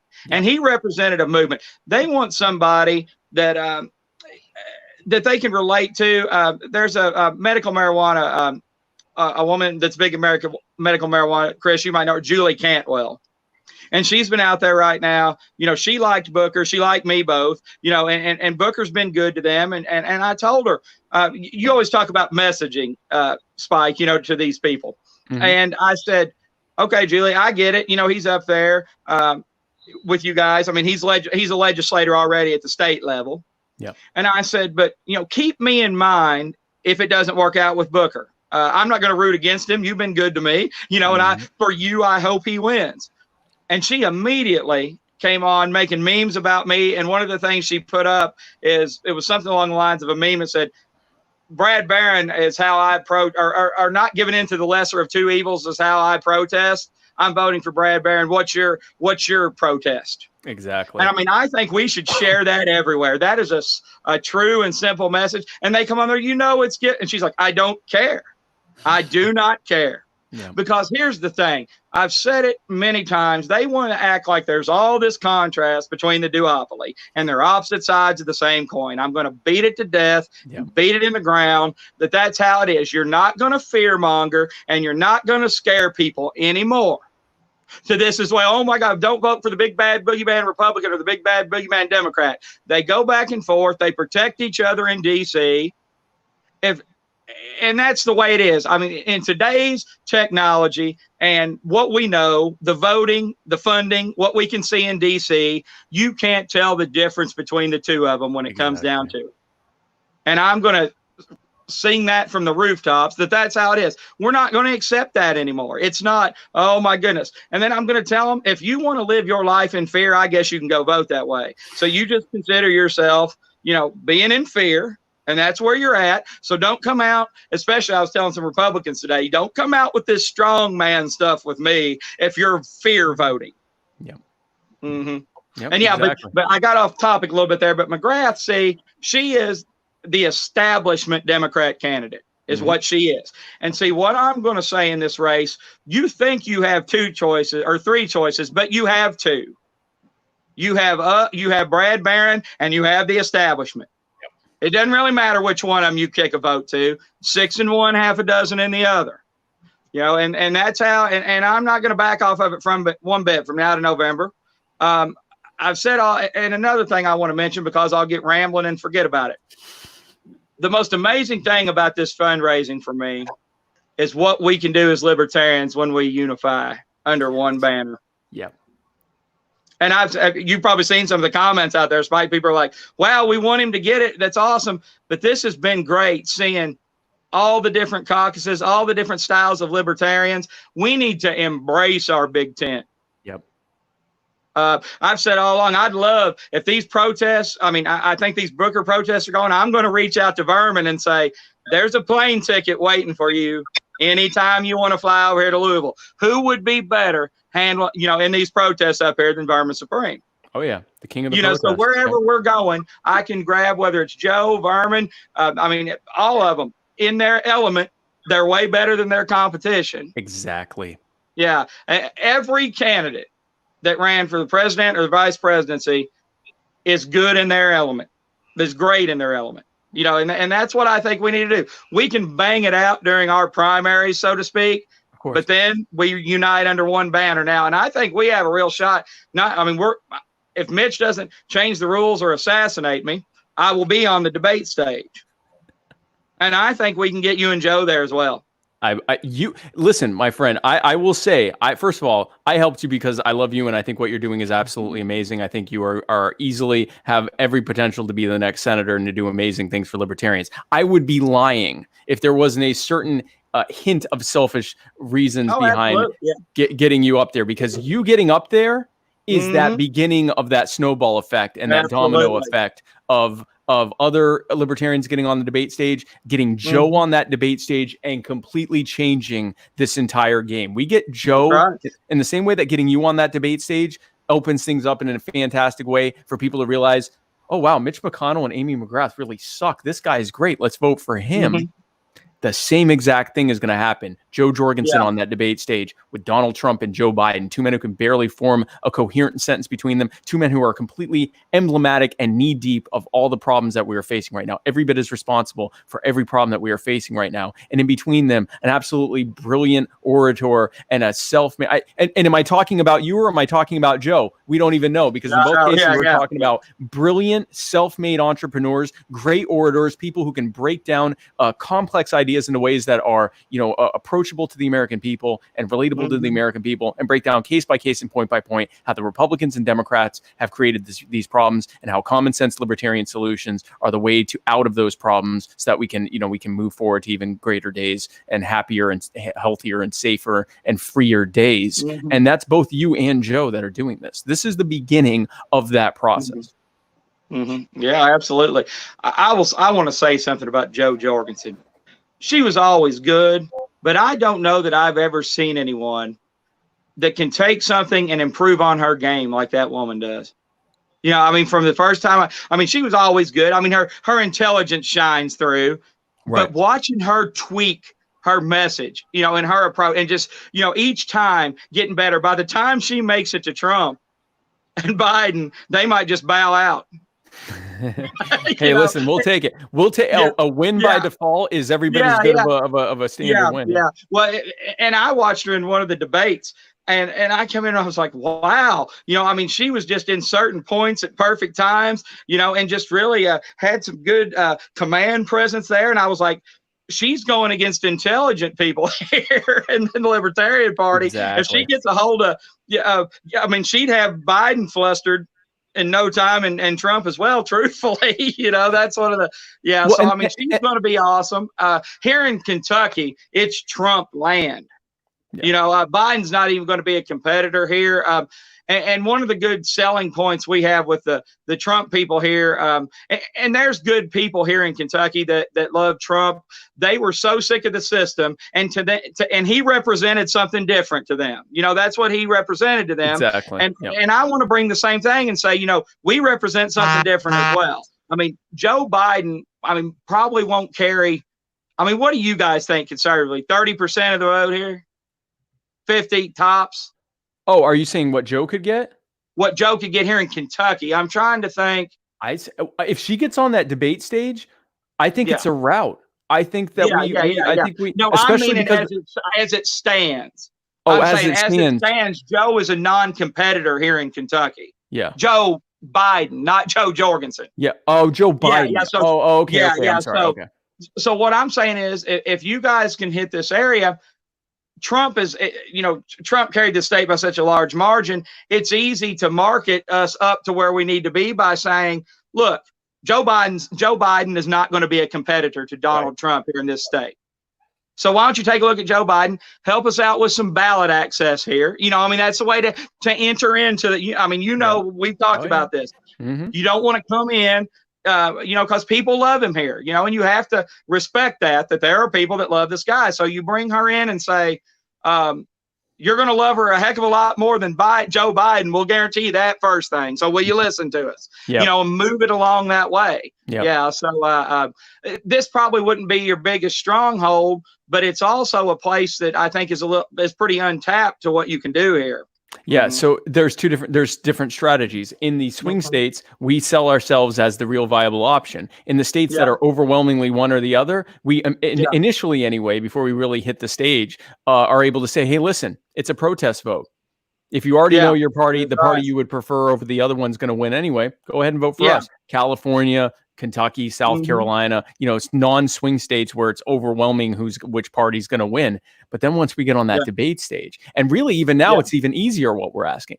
We're not even asking people to vote for us. We're just asking people to say that they're going to when they get asked in the opinion polls, because then you get us on that debate stage. Now it's no longer, 15%. Now it's 25%. Now it's 30%. Now people who were always on the fence between Republican and Democrat go, wait a second, this isn't a wasted vote anymore. Now this person can win. She can win it, because we only need to get in a competitive three-way race. We really only need to get like 34, 35, maybe 38%. So if we start really moving up, that's a snowball effect that happens very quickly, and the momentum will be on our side. So I feel fantastic about it. And for your race as well, for the same reason.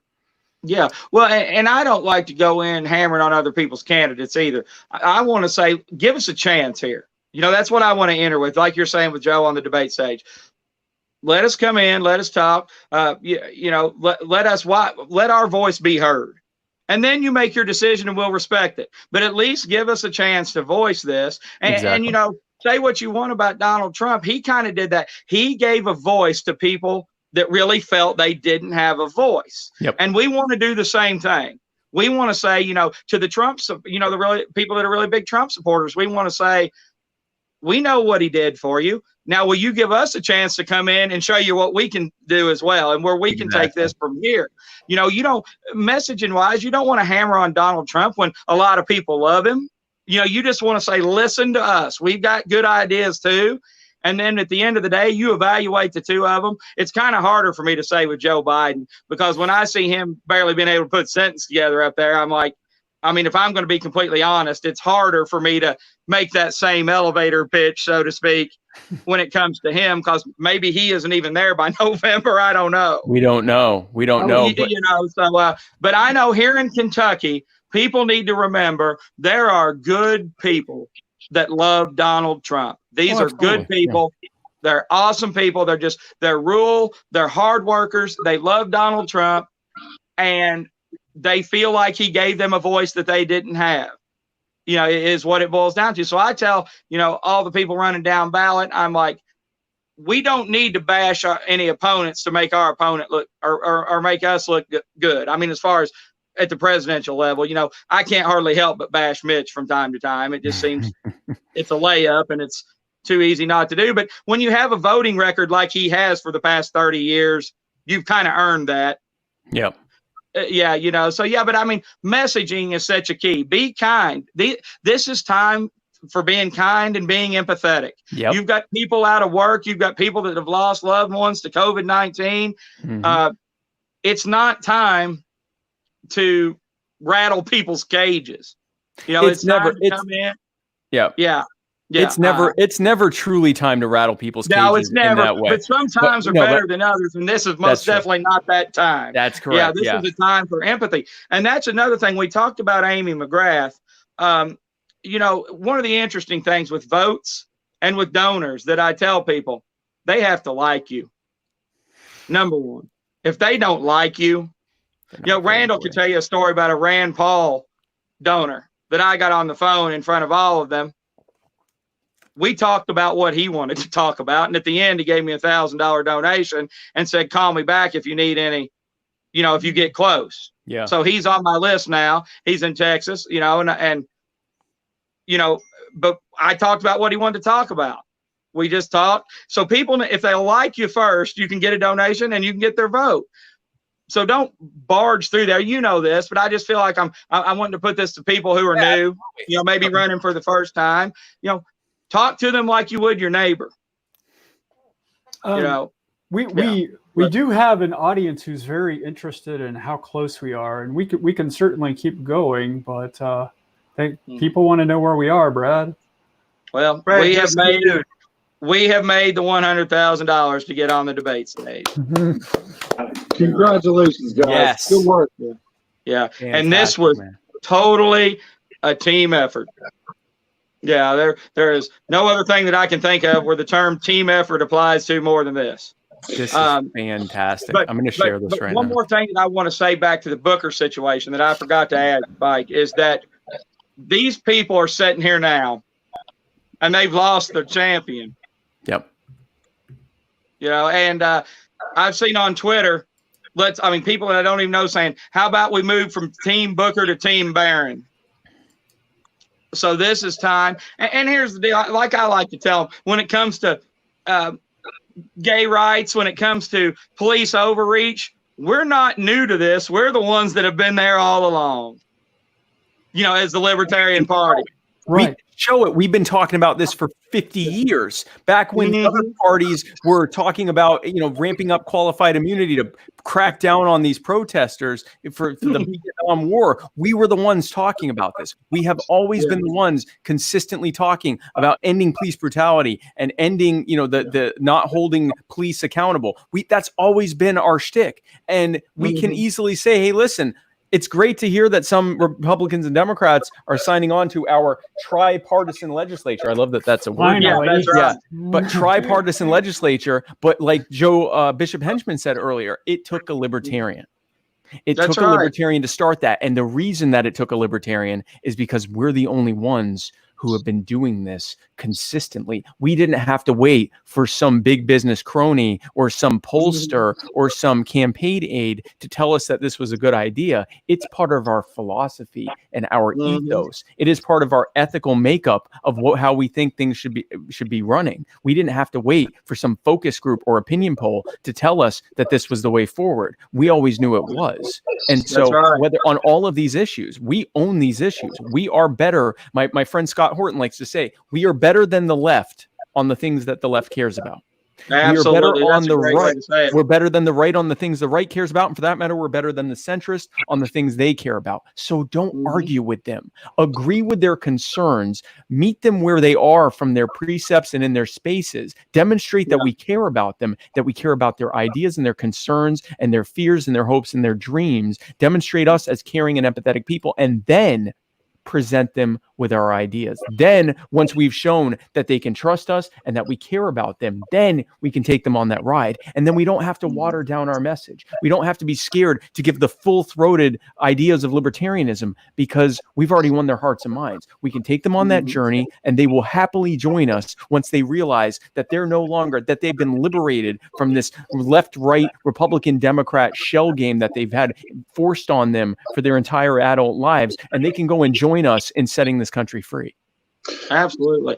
And that's what I was trying to say earlier is you win their hearts and minds and they'll accept the other stuff. Exactly. You have to do that first. Yep. You don't come in ramming policy down their throat and talking about Hayek the first time you meet them and talking about Austrian economics. Sorry, I Austrian, like him. Yeah, I knew Perry was going to explode on that. We'll talk Austrian economics later.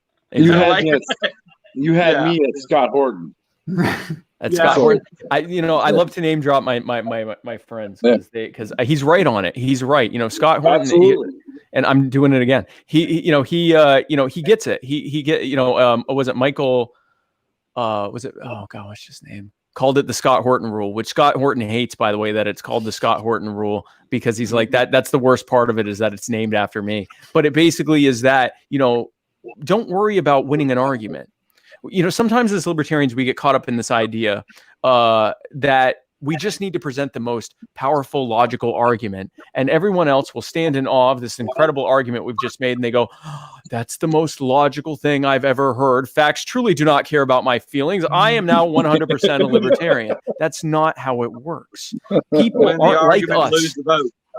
you've lost their vote, and if anything, they potentially are now against you because yeah, exactly. So when someone's talking to you about healthcare, and now I'm speaking to individual people, when you're out here on the grassroots level trying to bring people into our side, when you talk to someone and they say, for example, they're fighting back tears and they're talking about how they, just went to the emergency room and they're financially ruined as a result of it, and that a loved one of theirs has a chronic health condition and they're being financially ruined, not because they've lost their job, but because they can't afford the health care. And then they say something like, this is just so terrible. I think healthcare is a right. We shouldn't have to go through with this. Why can't we just have free healthcare like every other country? What did you hear?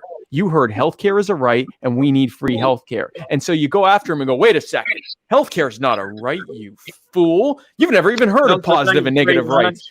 What's that? No such thing as a free lunch, much less healthcare. There's no such thing as free healthcare. What are you even talking about? You've clearly not read Rothbard. I think you need to find out more about positive and negative rights and what the concept of natural rights are before you can even have a conversation like this with me. You just made an enemy.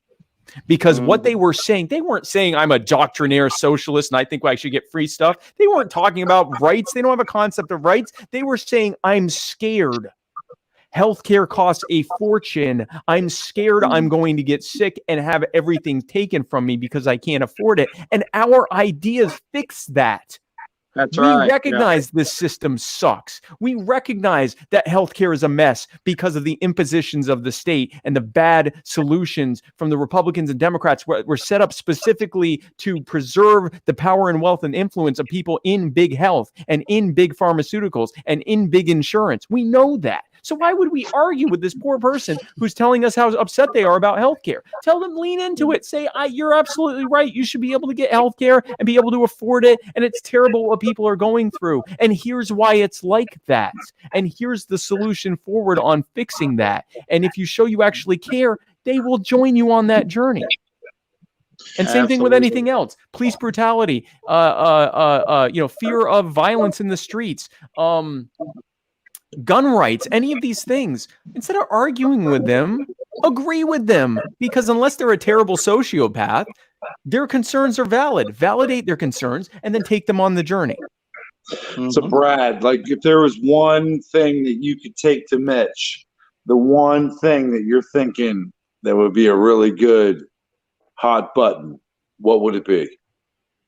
In the debates? Or sure. If he and I were in a room together. Yeah, in the debates. You keep chucking in his face.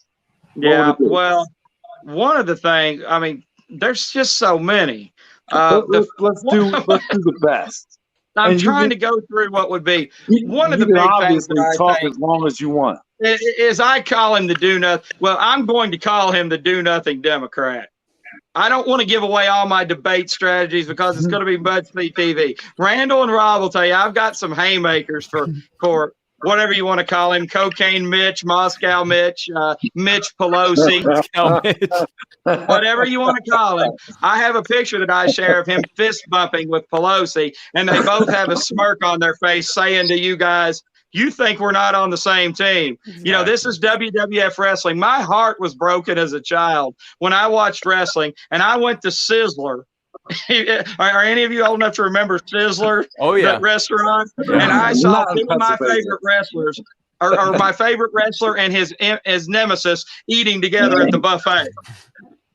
That's when I learned the two-party system of Republicans and Democrats are the same thing.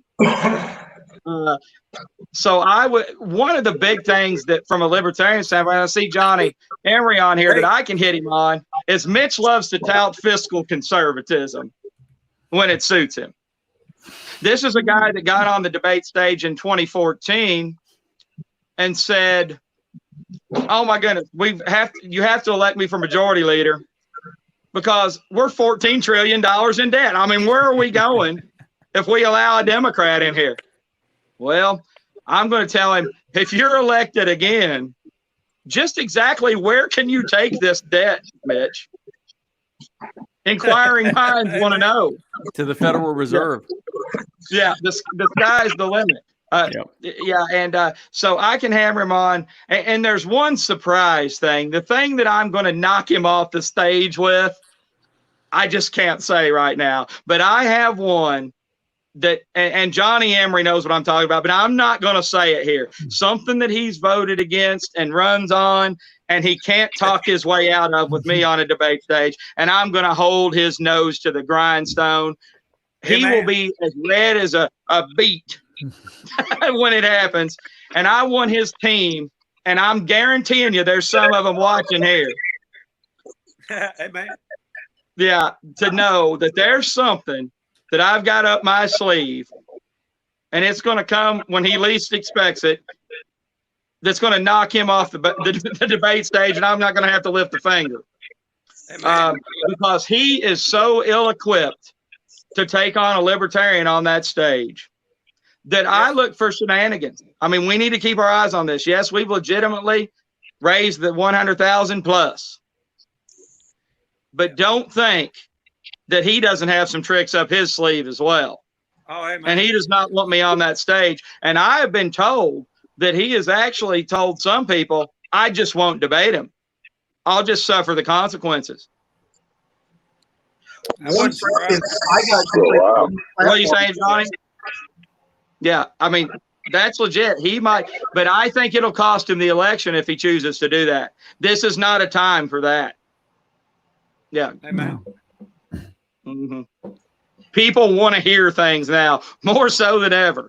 Ever people before. want to hear. Yeah. What is your vision? And I'm going to tell them I'm not interested in the negatives of Amy McGrath, and I'm really not interested in the negatives of Mitch. Which is all they run. Tell me, you've been in there so long. He wants to tout all this experience. Johnny's here in Kentucky, and he'll tell you it's all the time. But he's the majority leader. We can't use the majority leader. We don't, as a state, we don't need to live off the breadcrumbs of DC welfare in the great state of Kentucky. All about power. All about all about power. And we don't need.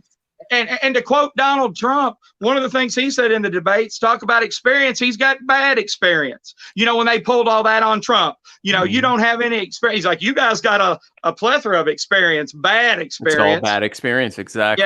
Yeah. If they ask you about experience, you can say, yeah, I haven't bankrupted anyone. I haven't, started wars against anyone. I haven't voted to disenfranchise, people. I haven't voted for police brutality or militarization of the police. Yeah, no, I have no experience in victimizing people. I haven't bombed any children in villages. Yep, exactly. And really, see, when he's running against a Democrat on the stage, they can't attack him like I can, because he's going to come back, because they're opposite sides of the same coin. They're going to hit. He's going to hit what his voters have their 4 or 5 PowerPoints, and the other side does too, and they just go back and forth with the same nonsense, the same talking points. Everybody in a trance and worn out. I'm going to look like an alien on the stage. Well, Brad, think about what Mitch has done to us on the surveillance, on these surveillance things. And I was trying to stay out of it, but yeah. Well, when I was asked by Jeff about one of the things I'm going to hit him on, Spike knows you want to get Brad Barron's blood boiling. Let's talk about the Patriot Act. Yep. Yeah, man. And let's talk about Rand Paul right here, and the people that have fought against it and tried to get this thing going. And Mitch is the one that blocks them. Yep. Right. Yeah. And I call it government peeping Tom policy. If you got a good looking wife, you may get on the domestic terrorist list so they can peek at her when she's getting out of the shower. Oh my God. Oh no. Yeah. Uh-oh. Mitch, I think Spike's a terrorist. We better get I'm gonna have to put. I'm putting tape on all of my webcams when I'm not using them now. Oh no. Yeah, next time you're walking around in the nude, you guys think about Mitch might be spying through the curtains. Oh well, listen. I hope Mitch likes hairy middle-aged Jews. That's all I got for him. Hey, Brad, there's almost a Freudian slip there, Spike.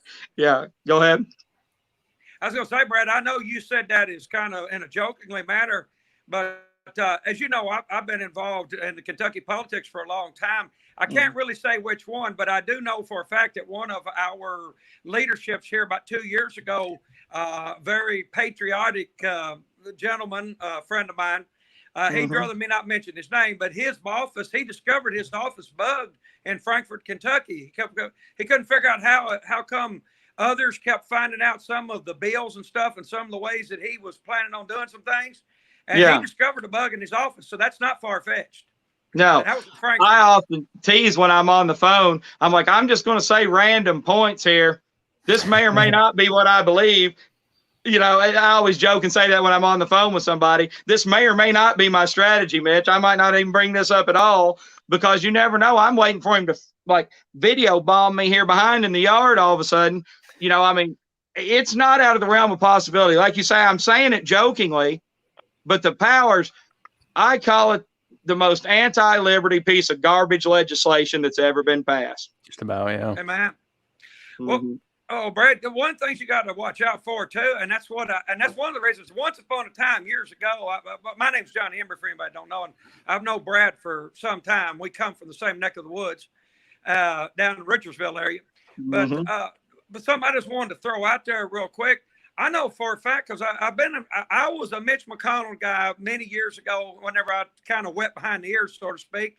And I really believe that the guy was for us. Now, we're getting back about 14, 15 years ago. But then I started discovering all of his irregularities in his voting. And one of the things that kept getting me was he would say one thing here. He would come and talk to us and say one thing. And then you start looking at his voting record. And guess what? Opposite every time. Yep. And closure votes. You got to watch him on the closure votes. That's where he likes to get you a lot of times. See, he's real slick about that. If he knows that there's a vote that will hurt him, if he votes in it, he'll work around getting it closed to where he don't have to vote. You know what I'm saying? He'll pull that stuff. So oh, absolutely. Yeah. Mitch is a master at what he does. That I will not take away from the man. But that's exactly why you don't want someone in there like him this length of time. You don't want him mastering the art of political deception in D.C. Amen. Yeah, and he's got a lifetime of working on it, that's for sure. Well, I call him old malleable Mitch. You know, when it suits him. When it suits him. And that's what I tell the Trump fans as well. Mitch was pretty much a Trump obstructionist, you know, for his first 2 years. And then he realized he had to, as I say, buy him a temporary boarding pass on the Trump train that expires upon his reelection. So a lot of the Trump people here are saying, well, Brad, we want you, but we feel Mitch protects Trump in D.C. I'm like, yeah, he does until he doesn't. Until he doesn't, exactly. Yeah. Exactly. Well, So, folks, just let Trump's numbers go down or some kind of a problem, and you watch how fast they'll turn on him. Exactly. Exactly. So, folks, I have been doing appearances now for 14 hours straight. And you're doing a fine job, Spike. Thank you. I appreciate it. I'm actually already half asleep. But Brad, I am so proud of you. I'm so proud of all of us in getting this done. I cannot wait to see you on there just destroying the Republicans on the debate stage. We are obviously have quite a bit to talk about after I sleep. And we're gonna kill this thing, man. We're gonna absolutely. I'm so proud of you. I'm so proud of everything we've done. And I'm proud of everyone. It took a village. It absolutely did. And I'm proud of everyone watching this. I love everyone on this screen and everyone watching both as individuals and as a collective, but I absolutely need to fall asleep now, possibly right here. And I'll just wake up for my next appearance tomorrow. So guys, thanks again. And I will be seeing everyone. Tomorrow. So thank you again. And again, Brad, so proud of you. Thank you guys so much. Love you, Libertarian Party of Kentucky. And thank you again. Have a great night. I'm going to follow the same. All right. God bless Thank all. you as well. Rock and roll, Brad. Great job, the team, everybody making this happen. Yeah. And we'll see you in the debate. All right. Thanks. Thank you for your help, sir. Absolutely. All right. Take care. Oops, I cut him off. Some wild looking down there. Oh, it's Jacob Clark.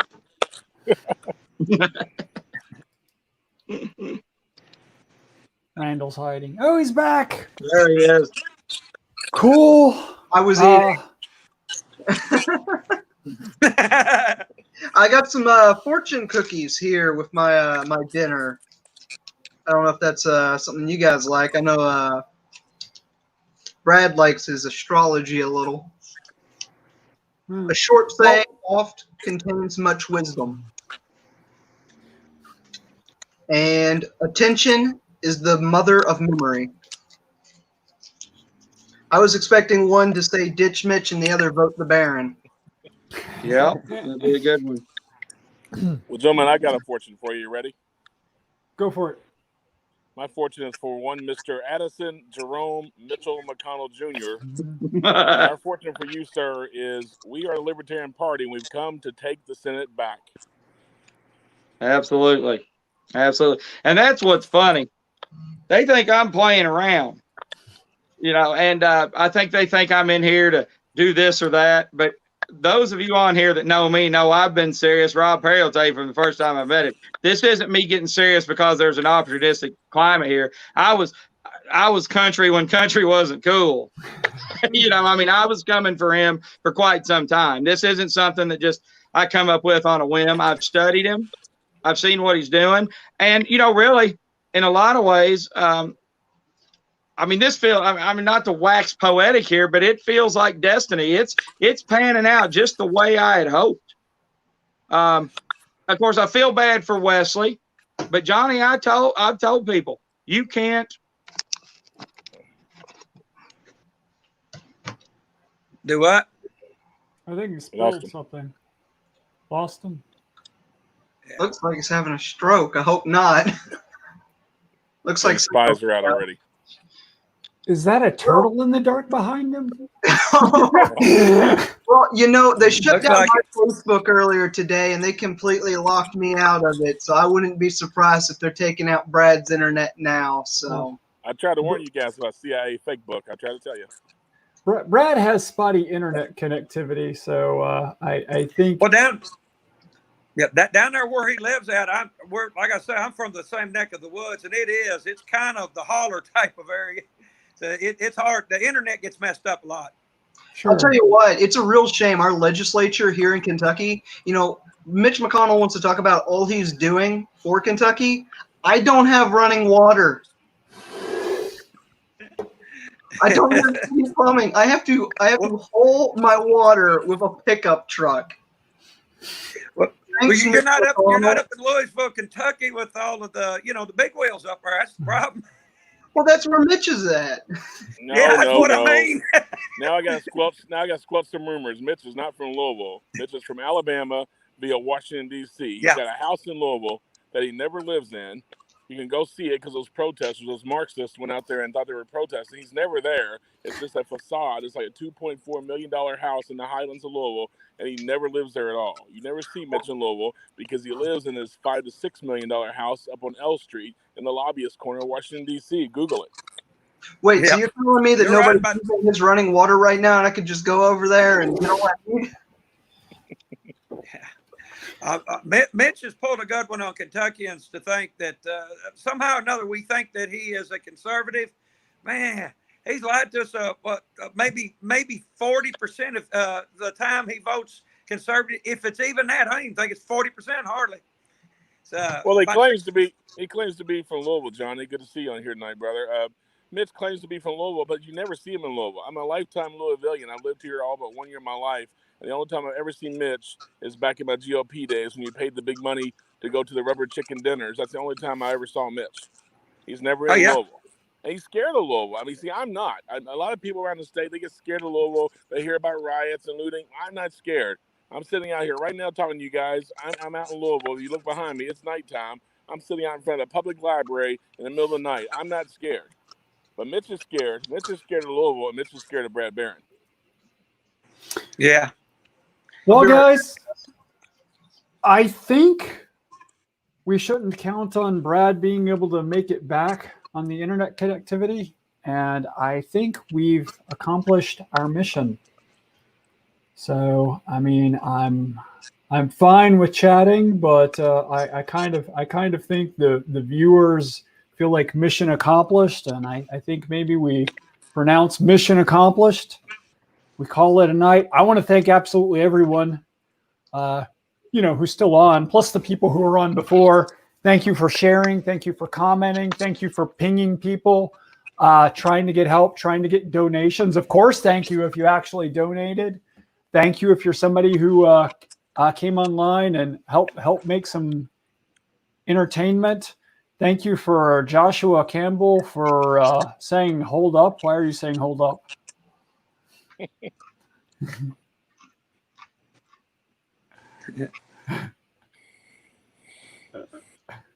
Did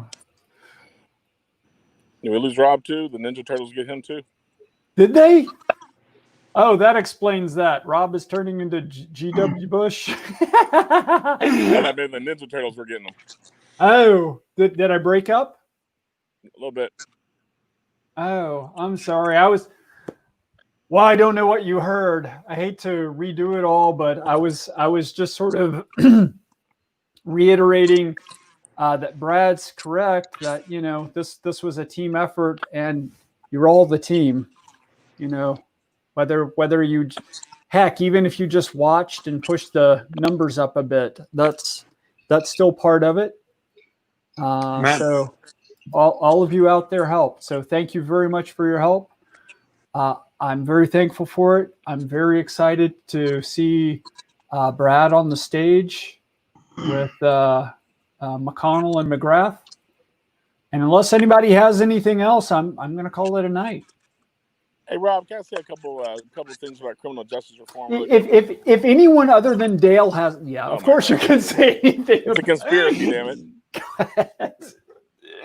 No, I just want to say this about criminal justice reform, because Brad's going to be speaking to it. You're not going to get that from either the Mitt candidates. I mean, it doesn't get much worse. We talk about the McDonaldization of America. We have Mitt Connell and McGrath up there. It's an embarrassment to Irishmen like myself. But the bottom line is, on criminal justice reform, if a government official busts into your house at night and kills you, like Breonna Taylor, does it really matter if that government official is a Democrat or a Republican? Not a look. Hey, Robert, I would like to say one quick thing too before we get off here. Certainly, Johnny. Okay. One thing I'd just like to say on behalf of for Brad, I am just so glad that he is running. I have a friend of mine. Her name's June Doe Knight. She was a White House correspondent for a couple of years up until last year from down in Alabama, and she I know her personally. We've talked quite a bit. But what I wanted to bring up is she discovered. And I want to reiterate, there's no difference between the Democrats and the Republicans up there. Mitch McConnell, them, she knows personally. In fact, she left over personally seeing how they would get together and decide which one was going to look good or look bad. I mean, that was Mitch and they would get together. They made the decisions. She was in a State Department meeting last year. She talked about it, where they literally decided which one was going to look bad in public, which one was going to look good, and how they were going to do it. So, you know, I'm glad to see we got Brad and the Libertarians who hopefully we can stop some of that stuff. So, but Johnny, it's not just up there, Johnny. It's here in Kentucky too. We saw that none of the Republicans in the state legislature had the testicular fortitude to stand up to our trust fund baby bitch governor. I know. I agree. Oh, I saw it last year. I saw it whenever our former Lieutenant Governor, Janine Hampton, she's a personal friend. I've known her for years, back before she ever became Lieutenant Governor. I watched when they, because Mitch McConnell and his bunch did not want her. So they convinced to get her kicked out. I mean, it was just terrible. And I know she's a strong conservative person, and they just destroyed her. So I know what you're saying. It goes on right here in Kentucky. And hopefully it's going to change after today's primary, because we did have some liberty-oriented Republicans win, and you combine that, you parlay that with all our libertarians running in November. And like I said, it's going to be a different state legislature. If you do the numbers, if you're a numbers geek and you study politics around the state like I do, at a very minimum, even if every incumbent on the legislative ballot in November wins, you're still going to have at least 15 new members of the state house, just based on those who cowardly ran out and those who aren't running for re-election. And you had 3 Republicans lose their primaries today that were sitting legislators. So you're guaranteed 15 to 20 new legislatures in November, even if no incumbents lose in November. Yeah. I tell you, y'all guys are doing an awesome job. Just keep up the good work. We are slowly changing the politics of Kentucky. And Brad will make a big difference. Yeah, I'm hopeful. I'm hopeful that you're correct. Johnny, thanks for joining. And you have a lot of deep wisdom, and so does Dale. And it's one of those things where I'd like for you to keep talking, but it's kind of a different topic. So maybe you guys can join me one evening and we can focus on that. But I want to tell this audience good night because they've been with us a long time. Thank you guys. Thanks for everything. Have a good night, everyone, and enjoy the show. Good night.